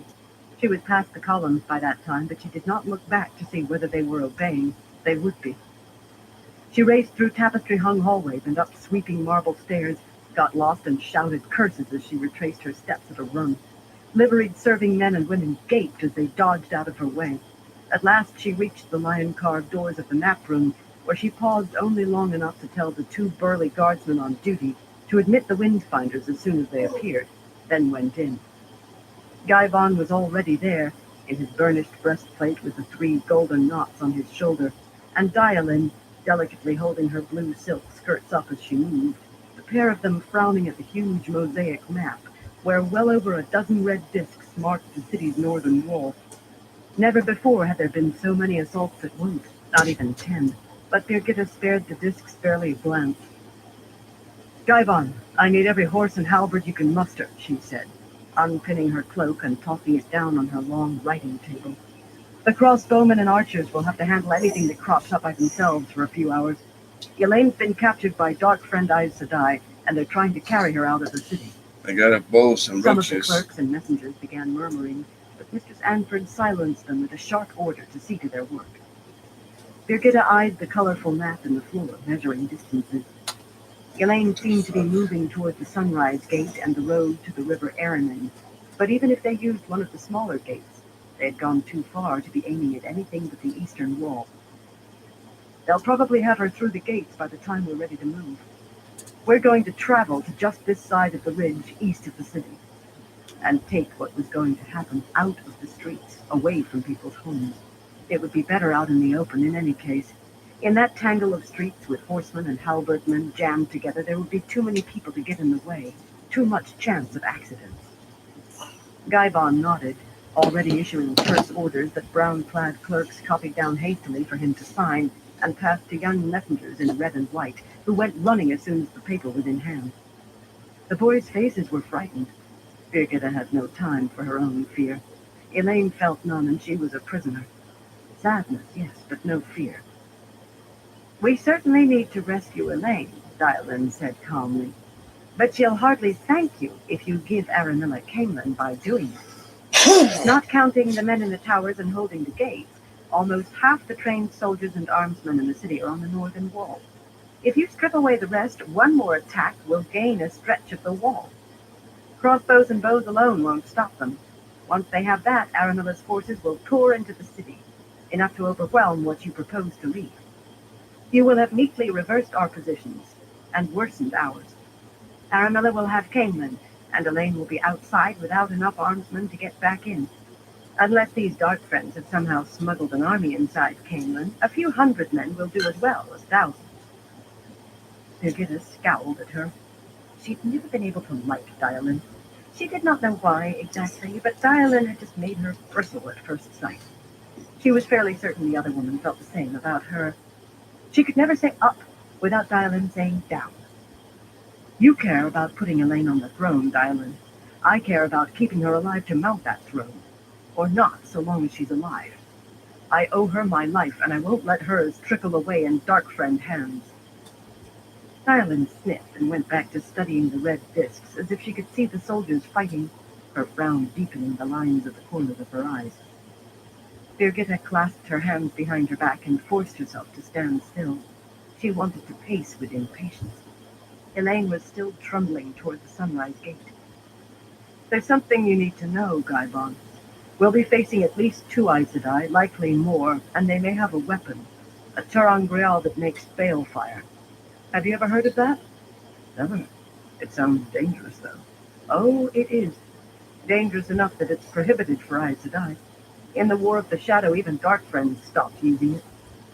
She barked a bitter laugh. All she knew of balefire now was what Elaine had told her. It had come from her in the first place, yet that only made matters worse. Would all of her memories go? She did not think she had lost any recently, but how would she know if she had? She could remember bits of the founding of the White Tower, pieces of what she and Guidel had done to help it be founded, but nothing before that. All of her earlier memories were yesterday's smoke. Well, at least we'll have Aes Sedai of our own, Gaivon said, signing another order. They're all dead, except for Elaine, she told him flatly. There was no way to gild that. Dialin gasped, her face growing pale. One of the clerks clasped her hands to her mouth, and another knocked over his ink jar. The ink fanned across the tabletop in a black stream and began dripping onto the floor. Rather than reprimanding the man, Mr. Sanford steadied herself with a hand on another clerk's writing table. I hope to make up for that, Birgitta went on. But I can't promise anything except that we're going to lose men today. Maybe a lot of men. Guybon straightened. His expression was thoughtful, his hazel eyes steady. That will make for an interesting day, he said finally. But we'll get the daughter heir back, whatever the cost. A solid man, Charles Guybon, and brave. He had demonstrated that often enough on the walls. Too good looking for her taste, of course. Birgitta realized she had begun pacing back and forth across the mosaic and stopped. She knew nothing of being a general, whatever Elaine thought, but she knew that showing nerves could infect others with them. Elaine was alive. That was all that was important. Alive and moving further away by the minute. The left-hand door opened, and one of the burly guardsmen announced that Julania Fote and Karila Sertofny had returned. Guybon hesitated, looking to her, but when she said nothing, he told the man to admit them. They were very different women, in appearance at least, though each carried a wooden walking staff. Julania was plump and pretty, with touches of white in her dark hair, while Karila was short and slim, with tilted green eyes and fiery red curls. Birgitta wondered whether those were their real names. These kinswomen changed names as easily as other women changed stockings. They wore plain woolens, suitable for country peddlers, which each had been in the past, and each was a keen observer, skilled at taking care of herself. They could talk their way out of most situations, but their simple belt knives were not the only blades they carried, and they could surprise a strong man with what they could do with those walking staffs. Both offered curtsies. Julania's skirts and cloak were splashed with mud around the hem. Elorian, Luan, and Abella began breaking camp early this morning, my lady, she said. They only stayed long enough to make sure of their direction, north, before coming to report. The same is true with Aemlyn, Aracella, and Pelavar, my lady, Karila added. They're coming for Caemlyn. Birgitta did not need to examine the large map spread out on the table with its markers. Depending on how muddy the roads were, how much rain they had to contend with, they could reach the city by that afternoon. You've done well, both of you. Go find yourselves hot baths. Do you think they've had a change of heart? She asked Dialin once the two women had left. No, the woman replied without hesitation. Then sighed and shook her head. I fear the most likely thing is that Elorian has convinced the others to support her for the Lion Throne. They may be thinking to defeat Aramilla and take over the siege. They have half again her numbers and double ours. She let that hang. There was no need to say the rest. Even using kinswomen to shift men, they would be hard-pressed to hold the wall against that many. First, we get Elaine back. Then we can worry about that lot, Birgitta said. Where were those bloody windfinders?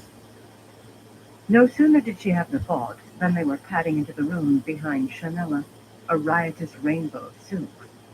Except for Renila, last in line in her linen, yet a red blouse, green trousers, and a deep yellow sash made her bright enough, though even Rainin, a round-cheeked young woman with just half a dozen golden medallions dangling onto her cheek, made Renila's honor chain look bare. Renila's face wore an expression of stoic endurance. I do not appreciate being threatened, Chanella said angrily, sniffing the golden scent box on its golden chain around her neck. Her dark cheeks were flushed. That guardswoman said if we did not run, she would kick. Never mind what she said exactly. It was a threat, and I will not be. Elaine has been captured by Dark Friend Aes Sedai, Birgitta cut in. I need you to make a gateway for the men who are going to rescue her. A murmur rose among the other windfinders. Chanella gestured sharply, but only Renila fell silent. The others just lowered their voices to whispers to her obvious displeasure. By the medallions crowding their honor chains, several of them matched Chanella's rank. Why did you summon all of us for one gateway? She demanded. I keep the bargain, you can see. I brought everyone as you ordered, but why do you need more than one? Because you're all going to form a circle and make a gateway big enough to take thousands of men and horses. That was one reason. Chanella stiffened, and she was not alone. Curin, her face like a black stone, practically quivered with outrage, and Risail, normally a very dignified woman, did quiver. Sunita, with her weathered face and old marks indicating she once had worn more than 6 earrings and fatter ones, fingered the jeweled dagger thrust behind her green sash. "Soldiers?" Chanella said indignantly. "That is forbidden. Our bargain says we will take no part in your war. Zaida din Parida Blackwing commanded it so, and now that she is mistress of the ships, that command carries even greater weight. Use the kinswomen. Use the Aes Sedai." Birgitta stepped close to the dark woman, looking her straight in the eyes. The kin were useless for this. None of them had ever used the power of a weapon. They might not even know how. "The other Aes Sedai are dead," she said softly. Someone behind her moaned, one of the clerks. "What is your bargain worth if Elaine is lost? Aramilla certainly won't honor it." Keeping her voice steady saying that took effort. It wanted to shake with anger, shake with fear. She needed these women, but she could not let them know why, or Elaine would be lost. "What will Zaida say if you ruin her bargain with Elaine?" Chanella's tattooed hand half lifted the piercework scent box to her nose again, then let it fall among her many jeweled necklaces. From what Birgitta knew of Zaida din Parida, she would be more than displeased with anyone who wrecked that bargain, and it was beyond doubtful that Chanella wished to face the woman's anger, yet she only looked pensive. "Very well," she said after a moment. "For transport only, though. It is agreed?" She kissed the fingertips of her right hand, prepared to seal the bargain. "You only need do what you want," Birgitta said, turning away. "Gaibon, it's time. They must have her to the gate by now." Gaibon buckled on his sword, took up his helmet and steel-backed gauntlets, and followed her and Dialin out of the map room, trailed by the windfinders, with Chanella loudly insisting that they would provide a gateway only. Birgitta whispered instructions to Gaibon before leaving him striding toward the front of the palace, while she hurried to the queen's stable-yard, where she found the hammer-nosed dun gelding wearing her saddle and waiting, the reins held by a young groom with her hair in a braid not much different from her own. She also found all 121 guardswomen armored and mounted. Climbing into the dun saddle, she motioned them to follow her. The sun was a golden ball clear of the horizon, in a sky with only a few high white clouds. At least they would not have rain to contend with, too. Even a wagon might have been able to slip away in some of the heavy rainstorms Kingman had seen lately. A thick snake of men, 10 and 12 abreast, spanned the Queen's Plaza now, stretching out of sight in both directions, horsemen in helmets and breastplates, alternating with men in every sort of helmet imaginable, carrying shouldered halberds, most wearing mail shirts or jerkins sewn with steel discs, and only rarely a breastplate, each group large or small, headed by the banner of its house, or the banner of a mercenary company. The sellswords would have too many watchers to try slacking off today. Minus the crossbowmen and archers, there would be close on 12,000 men in that column, 2/3 of them mounted. How many would be dead before noon? She pushed that thought out of her mind. She needed every one of them to convince the sea folk. Any man who died today could die as easily on the wall tomorrow. Every man of them had come to Kingland prepared to die for Elaine. At the head of the column were better than 1,000 guardsmen. Helmets and breastplates gleamed in the sun. Steel-tipped lances slanted precisely, the first of them waiting behind the banner of Andor, the rearing white line on a field of scarlet, and Elaine's banner, the golden lily on blue, at the edge of one of Canelan's many parks. It had been a park, anyway, but oaks, hundreds of years old, had been cut down and hauled away along with all the other trees and the flowering bushes, their roots dug out to clear a smooth space 100 paces wide. The graveled paths and grassy ground had long since been trampled to mud by hooves and boots. 3 other parks around the palace had received the same treatment to make places for weaving gateways. Gaibon and Dialin were already there, along with all the lords and ladies who had answered Elaine's call, from young Perival Mantiar to Brannin Martin and his wife, all mounted. Perival wore helmet and breastplate like every other male present. Brannan's were plain and dull and slightly dented where the armorer's hammer had failed its task, tools of his trade as surely as the plain-hilted swords scabbarded at his side. Paravals were as gilded as coniled and branlets, worked with the silver anvil of Mantiar, where theirs were lacquered with Northland's black eagles and Gilead's red leopards. Pretty armor for being seamen. Birgitta hoped the women had sense enough to keep those boys out of any fighting. Looking at some of those women's faces, grim and determined, she hoped they had sense enough to stay clear themselves. At least none was wearing a sword. The simple truth was, a woman had to be more skilled than a man to face him with a sword. Stronger arms made too much difference otherwise. Much better to use a bow. The windfinders were grimacing as they shifted their bare feet uneasily on ground still muddy from yesterday's downpour.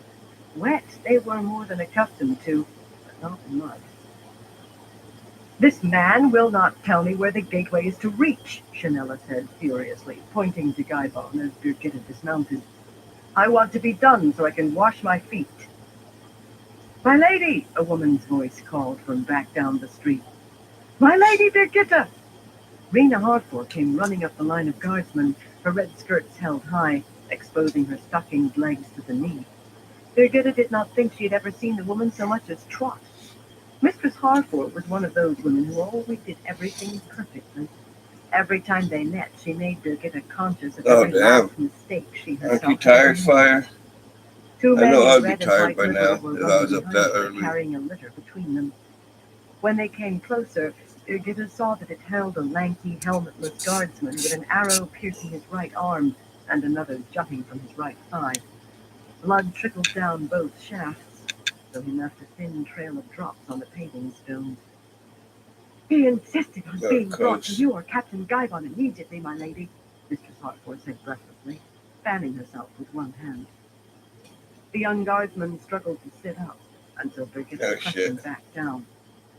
"3 or 4 companies of mercenaries are attacking the Farmading Gate, my lady," he said, pain racking his face and tinging his voice. "From inside the city, I mean. They placed archers to shoot anyone who tried to wave the signal flags for help.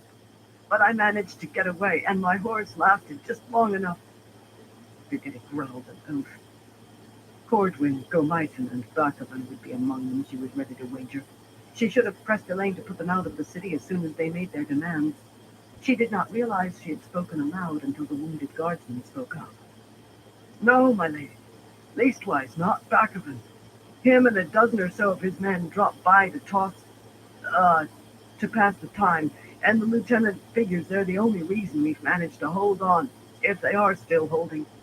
They were using battering rams on the tower doors when I looked back. But there's more, my lady. There's men massing in Low Camelin outside the gates. 10,000, maybe twice that. Hard to tell the way those streets twist." Birgitta winced. 10,000 men would be enough to carry an assault from the outside, whether or not the mercenaries were held off, unless she sent everything, and she could not. What in the light was she to do? Burn her? She could plan a raid to rescue someone from a fortress or scout in country held by the enemy with confidence that she knew what she was doing. But this was a battle, with the fate of Camelin and maybe the throne in the balance. Still, she had it to do. "Mistress Harford, take this man back to the palace and see his wounds tended, please." There was no point in asking the Windfinders for healing. They'd already made it clear that was taking part in the war, in their view. "Dial and leave me all of the horse and 1,000 halberdmen. You take the rest and all of the crossbowmen and archers available, and every man you can scrape together all who can passed out and laid out. If the gate is still holding when the kinswomen get you there, make sure it continues Snoopy's to hold. over here on his If side where he fallen, usually take it has back. his own And pillow and hold that whatnot. bloody wall till I can get And it. ours is right there Very well, Dial. underneath said, his old dog bed that I put on top of my pillow. It's all stretched out. Tonile, Catalin, Branlet, Paraval, you come with me. Your foot will fight better with you there." Tonile looked disappointed, no doubt seeing himself riding in a gallant charge, but he gathered his reins and whispered something that made the 2 younger boys chuckle. "So will my horse fight better," Catalin protested. "I want to help rescue Elaine." "You came to help her secure the throne," Dialin said sharply, And you'll go where you're needed to see to that, or you and I will have another talk later. Whatever that meant, Catalin's plump face reddened, but she sullenly followed Dylan and the others when they rode away. Gaibon looked at Birgitta, yet he said nothing, though likely he was wondering why she was not sending more. He would not challenge her publicly. The problem was she did not know how many Black Sisters would be with Elaine. She needed every wind finder, needed them to believe they were all necessary. Had there been time, she would have stripped the entry from the outer powers. It's not late yet, boy. Make the gateway, she told Chanella, to just this side of the ridge east of the city, right on top of the Aranan Road and facing away from the city. The Windfinders gathered in a circle, doing whatever they had to do to link and taking their lucky time about it. Suddenly, the vertical silver-blue slash of a gateway appeared, widening into an opening 5 paces tall and covering the whole width of the cleared ground that showed a wide road of hard-packed clay climbing the gentle slope of the 10-span-high ridge on its way to the river Aranan. Aramilla had camps beyond that ridge. Given the news, they might be empty. With luck, they were. But she could not concern herself with them now in any event. "Forward and deploy as ordered!" Gaibon shouted, and spurred his tall bay through, followed by the gathered nobles and the guardsmen 10 abreast. The guardsmen began curling off to the left and out of sight, while the nobles took a position a little up the ridge. Some began peering toward the city through looking-glasses. Gaibon dismounted and ran, crouching to peer over the crest through his. Birgitta could almost feel the impatience of the guardswomen waiting behind her. "You did not need a gateway this large," Chanella said, frowning at the column of horsemen flowing into the gateway.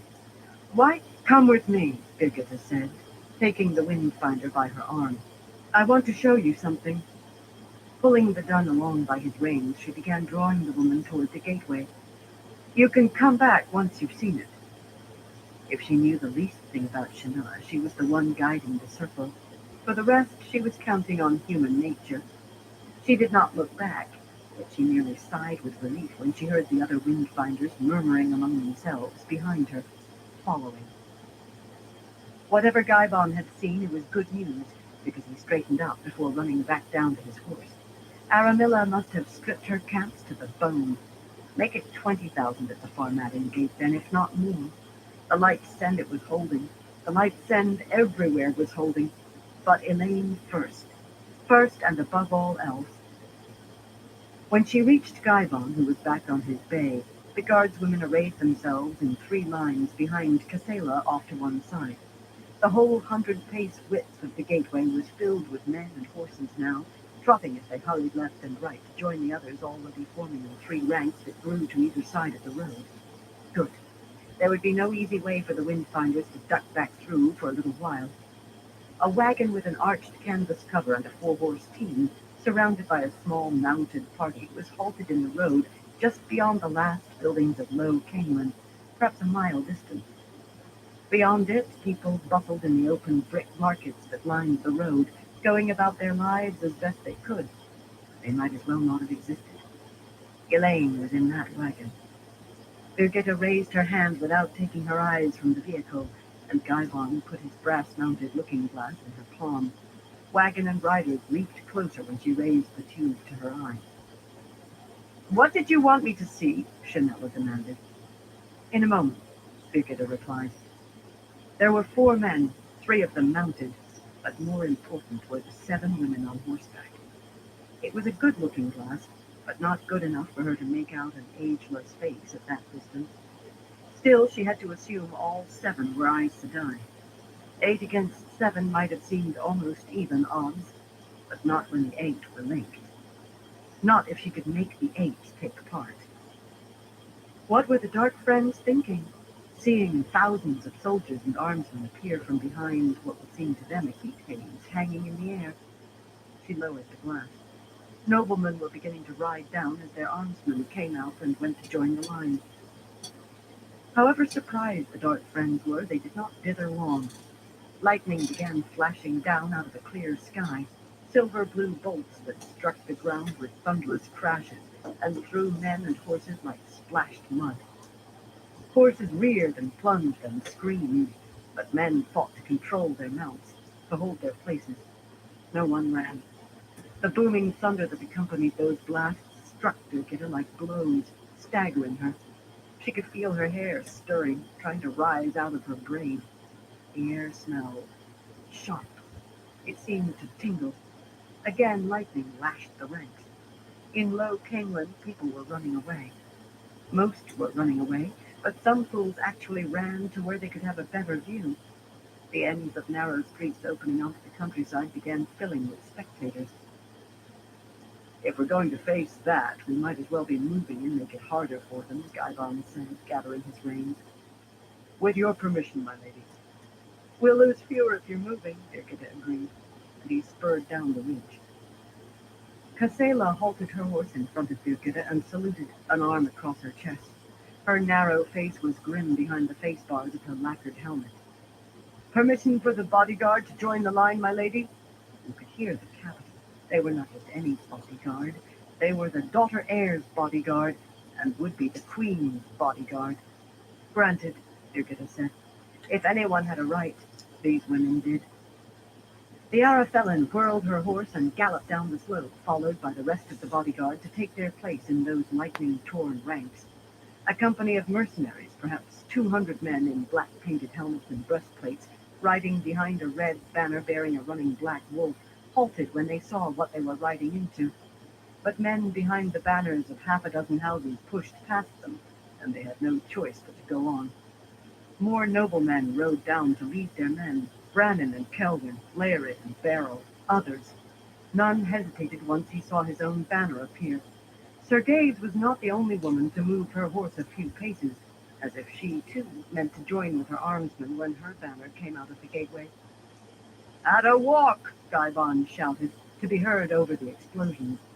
All along the line, other voices echoed him. Advance! Wheeling his bay, he rode slowly toward the dark Frandai Sedai, while lightning boomed and crashed, and men and horses flew. Yeah, I still have a tab in here. What did you want me to see? Yeah. Chanella demanded again. I want to be away from this place. Small danger of that for the moment. Men were still coming out of the gateway, galloping or running to catch up. Fireballs fell among the ranks, too, now, adding their own eruptions of dirt, arms, legs. A horse's head spun lazily into the air. This, Birgitta said, gesturing to the scene in front of them.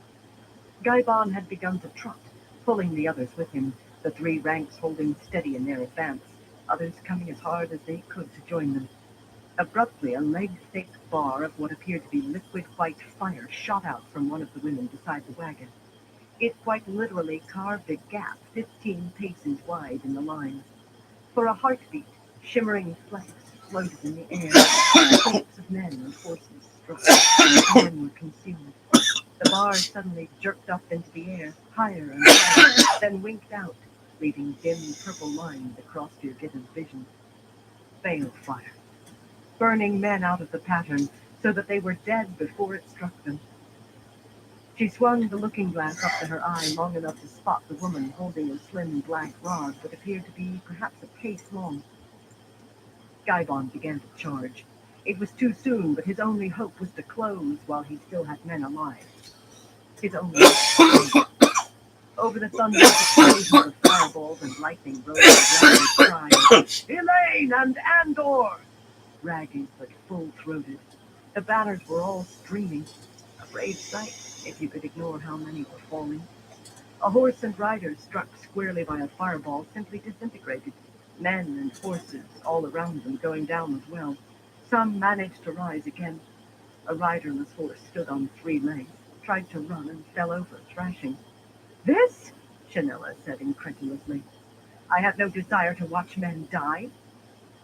Another bar of balefire sliced the breach of nearly 20 paces in the charging ranks before knifing down into the ground, cutting a trench halfway back to the wagon before it vanished.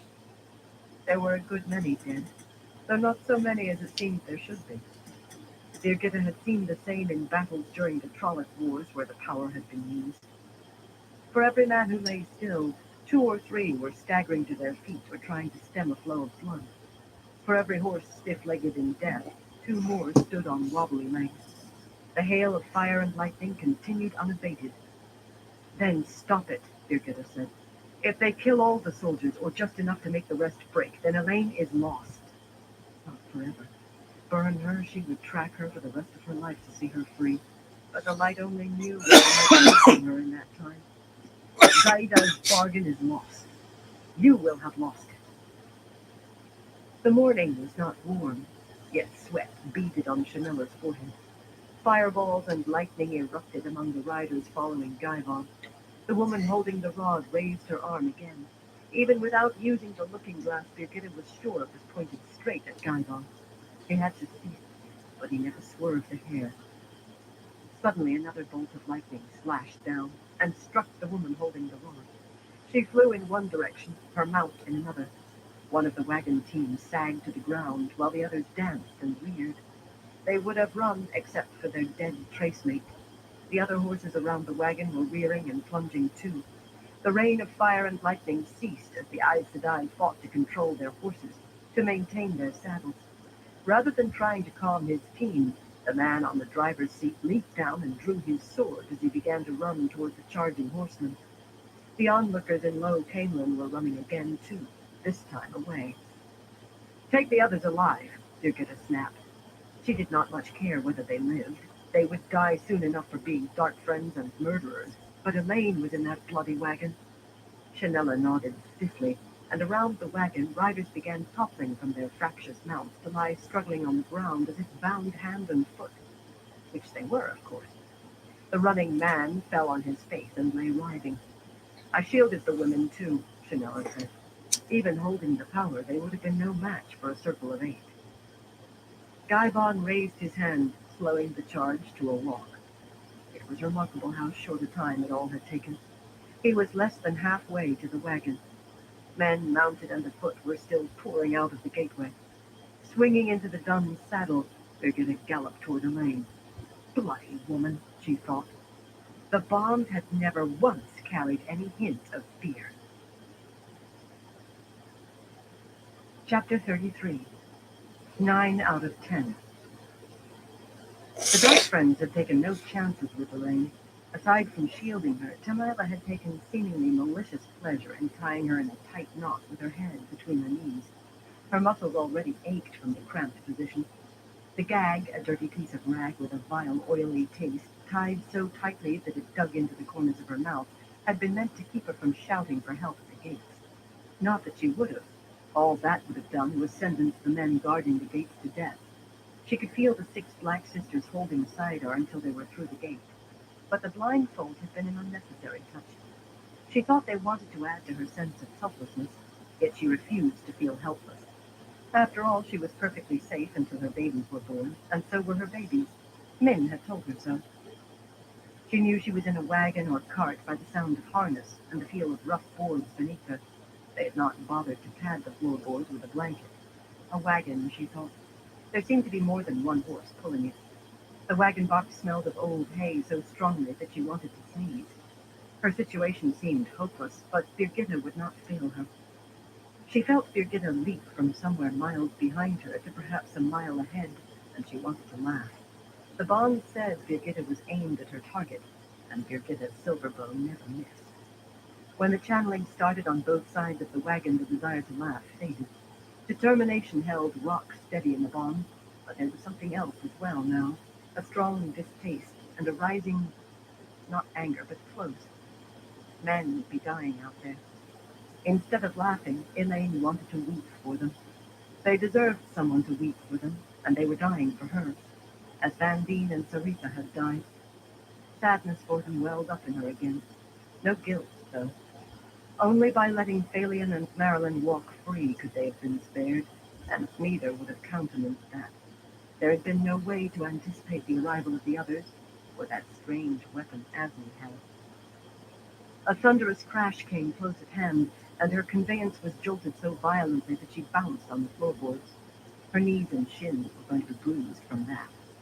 She sneezed in the dust that had risen with her, sneezed again. She could feel individual hairs lifting where they were held down by the gag and blindfold. The air smelled peculiar. A lightning strike, it appeared. She hoped Birgitta had managed to involve the Windfinders, unlikely as that seemed. The time would come when the kin would have to use the power as a weapon. No one could stand aside from Tarman's guidance, but let them preserve their innocence. Moments later, the shield on her vanished. Unable to see, she could not channel to any real purpose, but she could sense weeds near her, some of spirit, some of air. Without seeing the weeds, she was unable to know what they were, yet she could make a reasonable guess. Her captors were themselves captives now, shielded and bound. All waited impatiently. Birgitta was coming closer rapidly, yet now she felt anxious to have that bloody web of ropes off her. The wagon box creaked as someone heaved herself in. Birgitta. The bond carried a flash of joy. In moments the ropes fell away from her, and Birgitta's hands went to the knot of the gag. Moving a little stiffly, Elaine untied the blindfold herself. Right, she was going to ache like fury until she could ask for healing. That reminded her that she would have to ask the Windfinders, and the sadness rose all over again for Vandine and Sarita. Once she could spit out the gag, she wanted to ask for water to wash away the oily taste, but instead she said, "What kept you?" Her laughter at the other woman's sudden consternation was cut short by another sneeze. "Let's get out of here, Birgitta." "The kin?" "Windfinders," Birgitta answered, holding open the canvas flap at the back of the wagon. Chanella decided she'd rather not report losing her bargain to Zaida. Elaine sniffed in disdain. A mistake. Sneezing repeatedly, she climbed down from the wagon as quickly as she could manage. Her legs were as stiff as her arms. Burn her, but she wanted a hot bath and a hairbrush. Birgitta's white-collared red coat looked somewhat rumpled, but Elaine suspected she made her warder appear fresh from the dressing room. When her feet hit the ground, mounted guardsmen in a thick ring around the wagon raised a loud cheer, shaking their lances in the air. Guardswomen whooped, too, apparently almost every last one of them. Two of the men bore Andor's white lion and her golden lily. That brought a smile. The Queen's guards were sworn to defend Andor, the Queen, and the daughter heir, yet the decision to carry her personal banner had to have been Charles Guybon's. Sitting a tall bay with his helmet resting on the saddlebow, he bowed to her, a broad smile on his lips. The man was a pleasure to look at. Perhaps he would do for a third warder. Beyond the guards rose house banners and banners of mercenary companies, banner after banner. Right! How many men had Birgitta brought?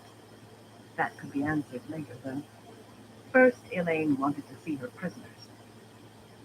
Asney lay spread-eagled on the road, her empty eyes staring at the sky. The shield on her was unneeded. The others lay as still, bound with flows of air that held their arms to their sides and snugged their divided skirts against their legs. A much more comfortable position than she had been in. Most seemed remarkably composed, considering their situation, though Tamila scowled at her, and Thalion appeared about to sit up. Cheyenne's mud-smeared face would have done credit to any eyes Sedan. The three men bound with air were anything but composed. They writhed and struggled, glaring at the riders surrounding them as if they wanted nothing more than to attack them all. That was enough to identify them as Asney's warders, though not necessarily as dark friends. Whether they were or not, they would still have to be imprisoned, to protect others from the death rage that Asney's death had filled them with. They would do anything to kill whomever they held responsible. "How did they find us?" Chesmal demanded. If she had not been lying in the road with a dirty face, no one would have thought her a prisoner. "My warder," Elaine said, smiling at Birgitta, one of them. "A woman warder," Chesmal said disdainfully. Marilyn shook in her bonds with silent laughter for a moment. "I'd heard that," she said when the shaking ceased, "but it seemed too incredible to be true." "You heard this and you never mentioned it?" Tamila said, twisting around to transfer her scowl to Marilyn. "You great fool!" "You forget yourself," Marilyn said sharply, and the next instant they were arguing about whether Tamila should defer to her. In truth, Tamila should. Elaine could sense their relative strength, yet it hardly seemed a topic they would argue over now. "Somebody gag these women," Elaine ordered. Casella dismounted, handing her reins to another guardswoman, and strode over to begin cutting a strip from Tamilo's skirts with her dagger. Load them into the wagon and cut away that dead horse. I want to get back inside the walls before Aramilla's people beyond the ridge feel tempted. The last thing she needed now was a pitched battle. Whatever the outcome, Aramilla could afford to lose more men than she. Where are the Windfinders, Birgitta? Still on the ridge. I think they believe they can deny taking part if they don't get too near the carnage. But you don't have to worry about being attacked here. The camps beyond the ridge are empty. Casela hoisted Tamila over her shoulder and staggered into the wagon like a sack of grain. Guards' women were picking up the other women, too. They wisely left the struggling warders to the guardsmen. It required two to handle each of them. A pair of tall guardsmen were unfastening the dead horse's harness. All I saw were camp followers, grooms and the like, Charles put in. I think all of her camps may be empty, Birgitta went on. She sent heavy assaults against the northern wall this morning to draw as many of our men as possible, and she has 20,000 or more in Low Camelin below the Farmading gate. Some of the mercenaries changed colors and are attacking it from inside, but I sent Dialin with everything I could spare. As soon as you're safe inside the walls, I'll take the rest to help her. To add to the good news, Luan and the rest of that lot are riding north. They could be here this afternoon. Elaine's breath caught. Luan and the rest would have to be dealt with when they appeared. But the other news... Do you remember what Mistress Harfor reported, Birgitta? Aramilla and the others all intend to be with the first party to ride into Camelin. They must be outside the Farmading gate, too. How many men do you have here? What's the butcher's bill, Gaibon? Birgitta asked, eyeing Elaine warily. The bond carried wariness, too. Great wariness.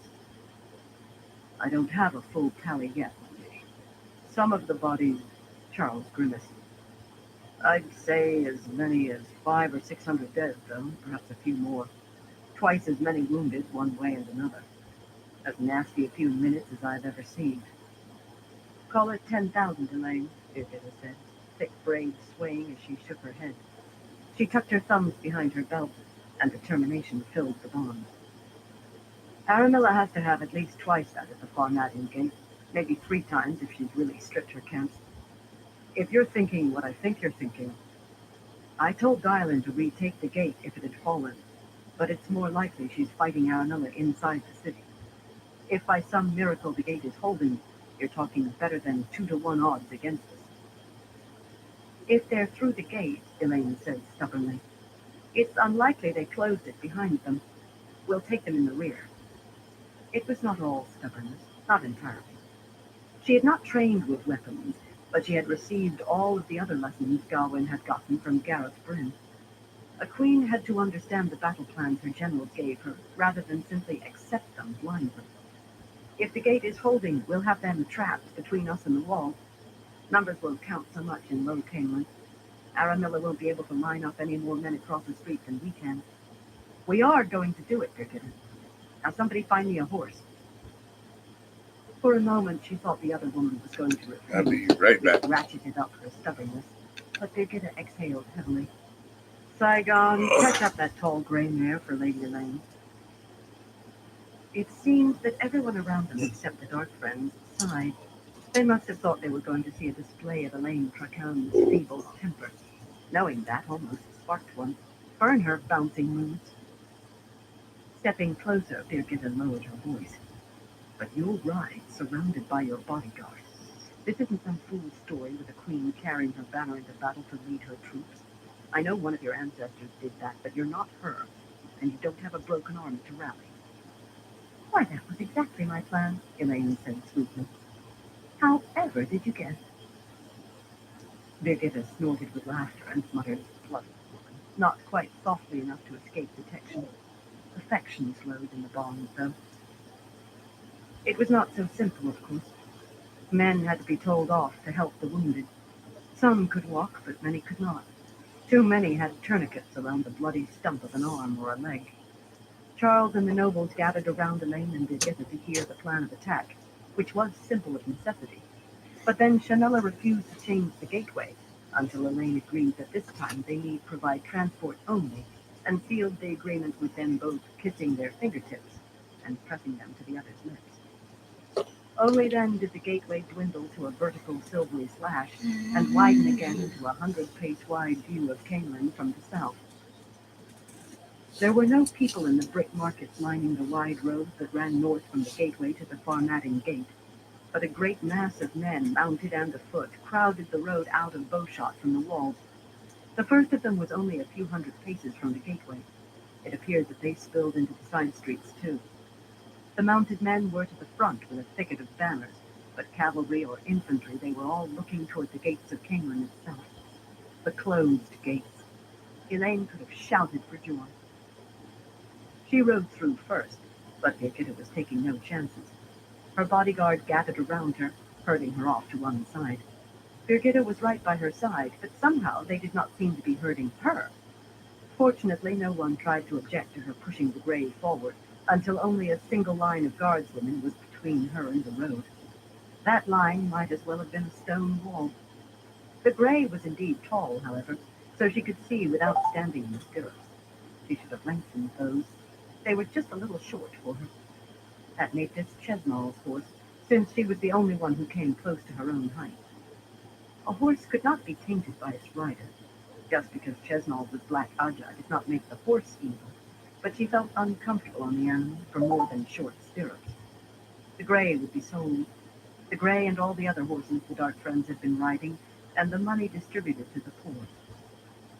Cavalry and foot came out of the gateway behind Charles, enough to fill it from side to side. Followed by the White Lion and the Golden Lily, he started up the road at a trot, with 500 guardsmen spread out to cover the width of the road. Other parties of similar size split off and vanished into the streets of Low Camelin. When the last men exited the gateway, it dwindled and vanished. Now there was no quick escape if anything went wrong. Now they had to win, or Aranilla would as good as have the throne whether or not she had Camelin. "We need Matt Cawthon's bloody luck today," Birgitta muttered. "You said something like that before," Elaine said. "What do you mean?" Birgitta gave her a peculiar look. The Bond carried amusement. "Have you ever seen him dicing?" "I hardly spend much time in places where there's dicing, Birgitta. Let's just say he's luckier than any other man I've ever met." Shaking her head, Elaine put Matt Cawthon out of her mind. Charles's men were shutting off her view as they rode forward, not charging yet, trying to make no more noise than absolutely necessary. With a little luck, her men would have Aranilla surrounded before they knew what was happening, and then they would hit Aranilla from every side. Matt was the luckiest man Birgitta had ever met. In that case, he must be very lucky indeed. Suddenly, Charles's guardsmen were moving faster, their steel-tipped lances swinging down. Someone must have looked back. Shouts rose, cries of alarm, and one thunderous shout she heard repeated from many directions. "Elaine and Andor!" There were other cries as well. "The Moons and the Fox! The Triple Keys and the Hammer and the Black Banner!" Others were lesser houses. But from her side came only the one, repeated again and again. "Elaine and Andor!"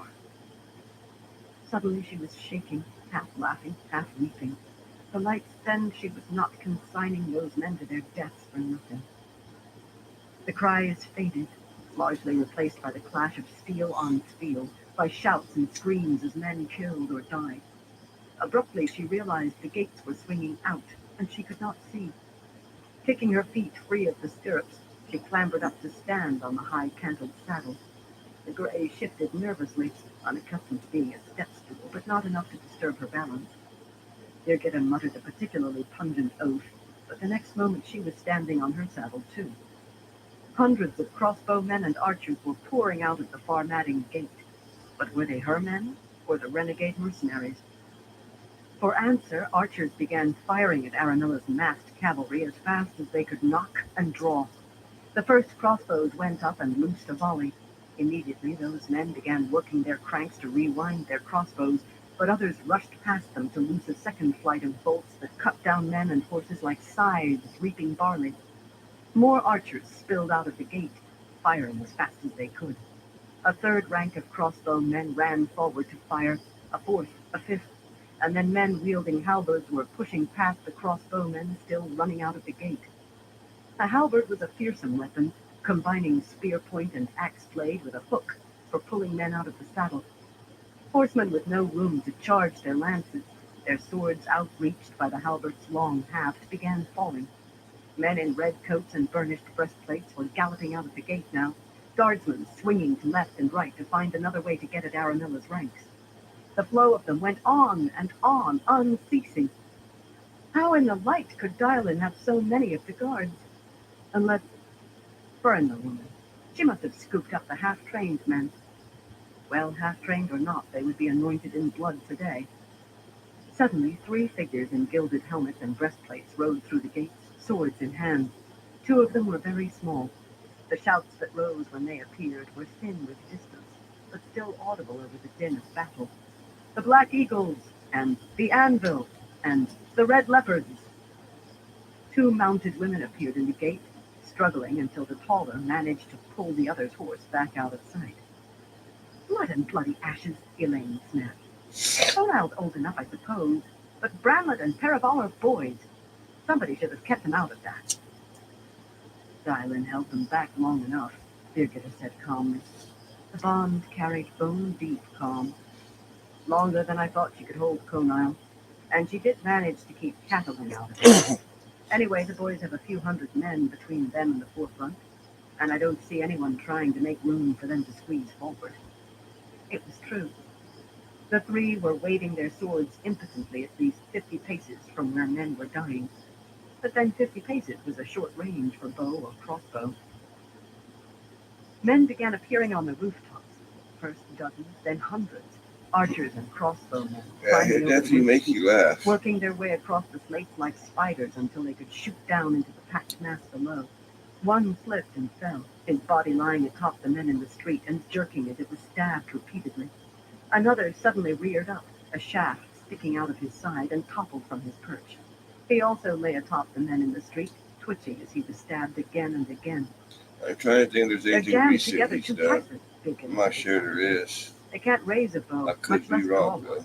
I'll wager the dead don't even have room to fall down. It won't be long now. But the slaughter continued for a good half hour before the first shouts of "Quarter!" rose. Men began hanging their helmets on sword hilts and raising them overhead, risking death in the hope of life. Footmen stripped off helmets and held their hands up empty.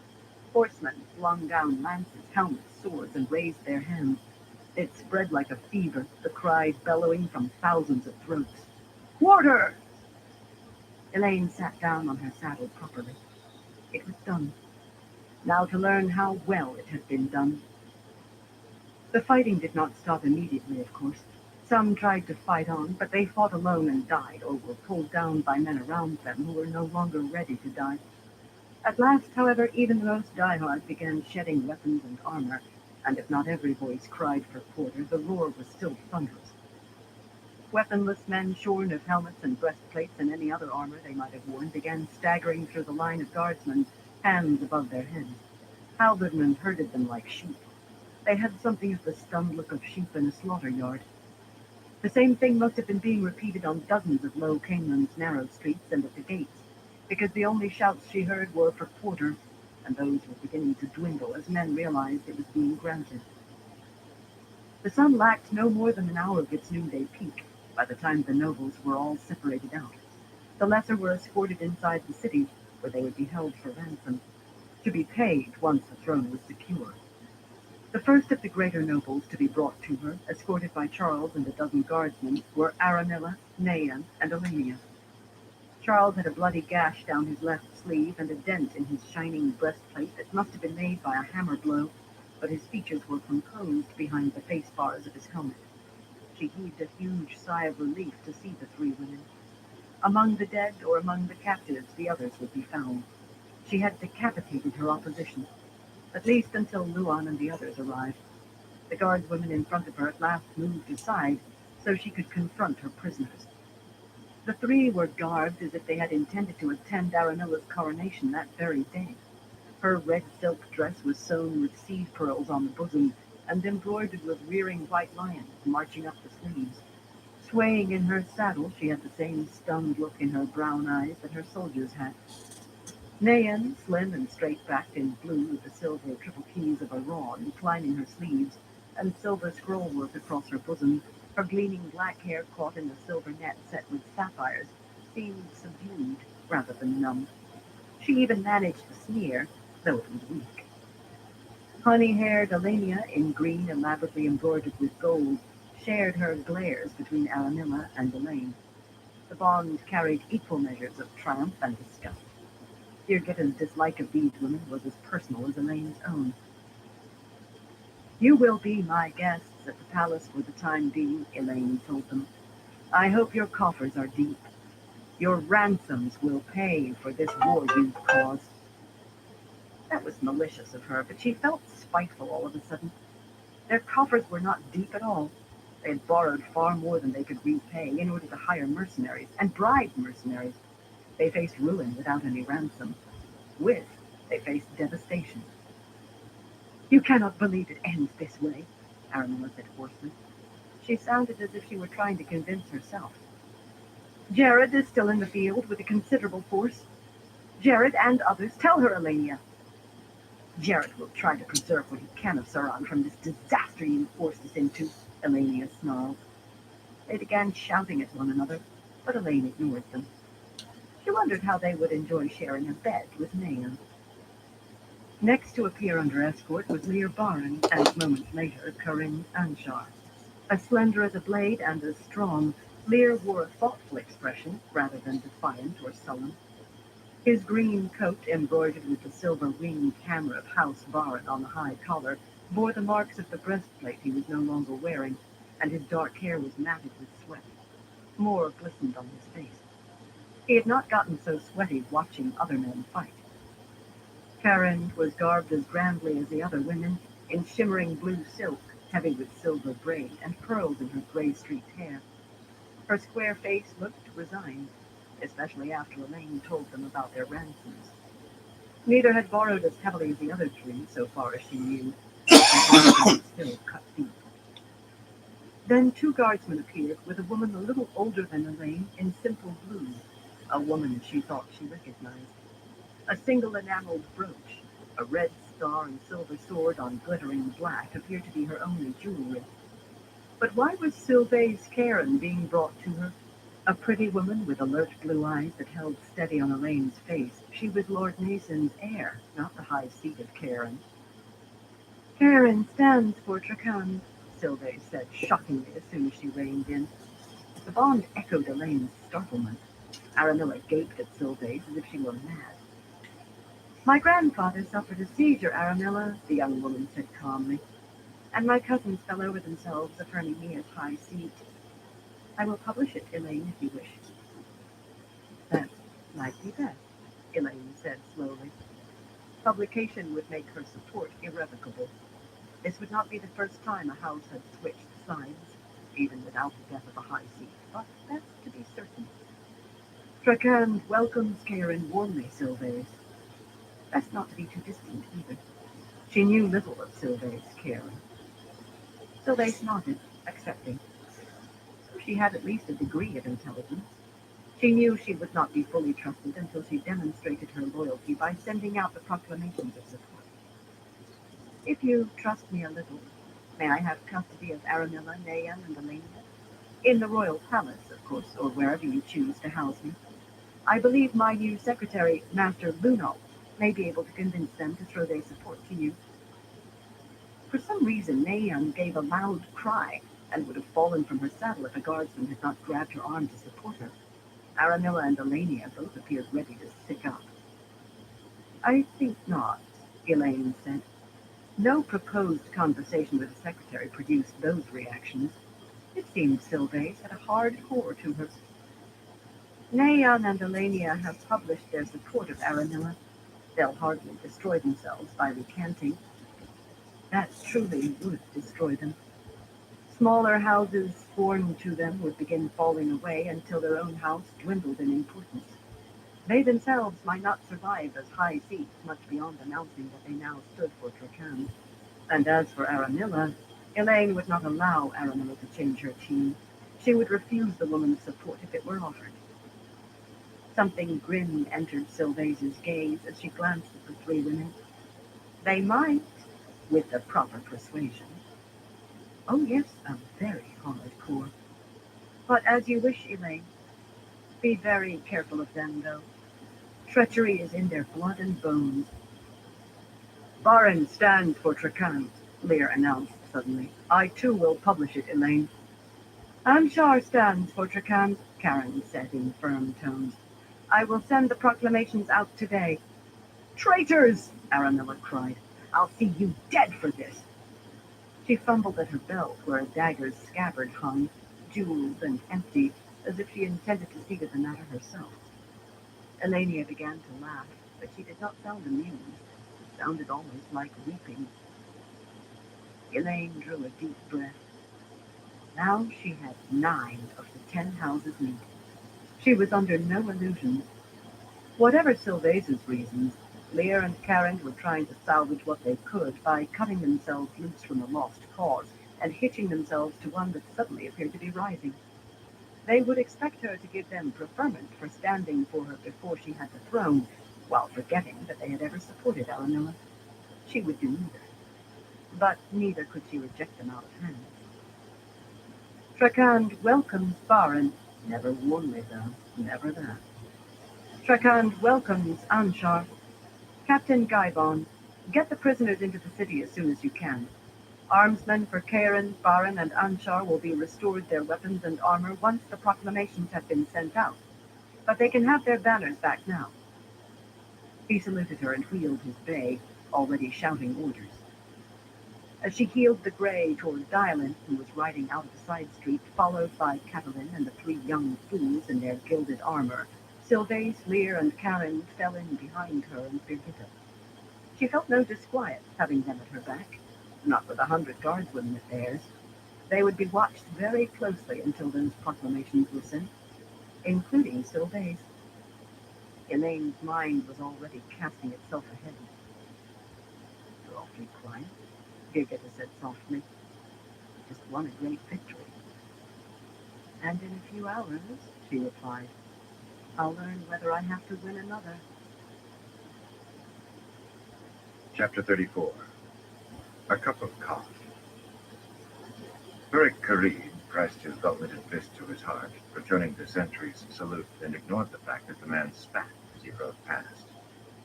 The OP 80 men and 21 Ogier behind him ignored it too. They had better, if they knew what was good for them. He was here for information, and the killing would make getting it more difficult. Since his men...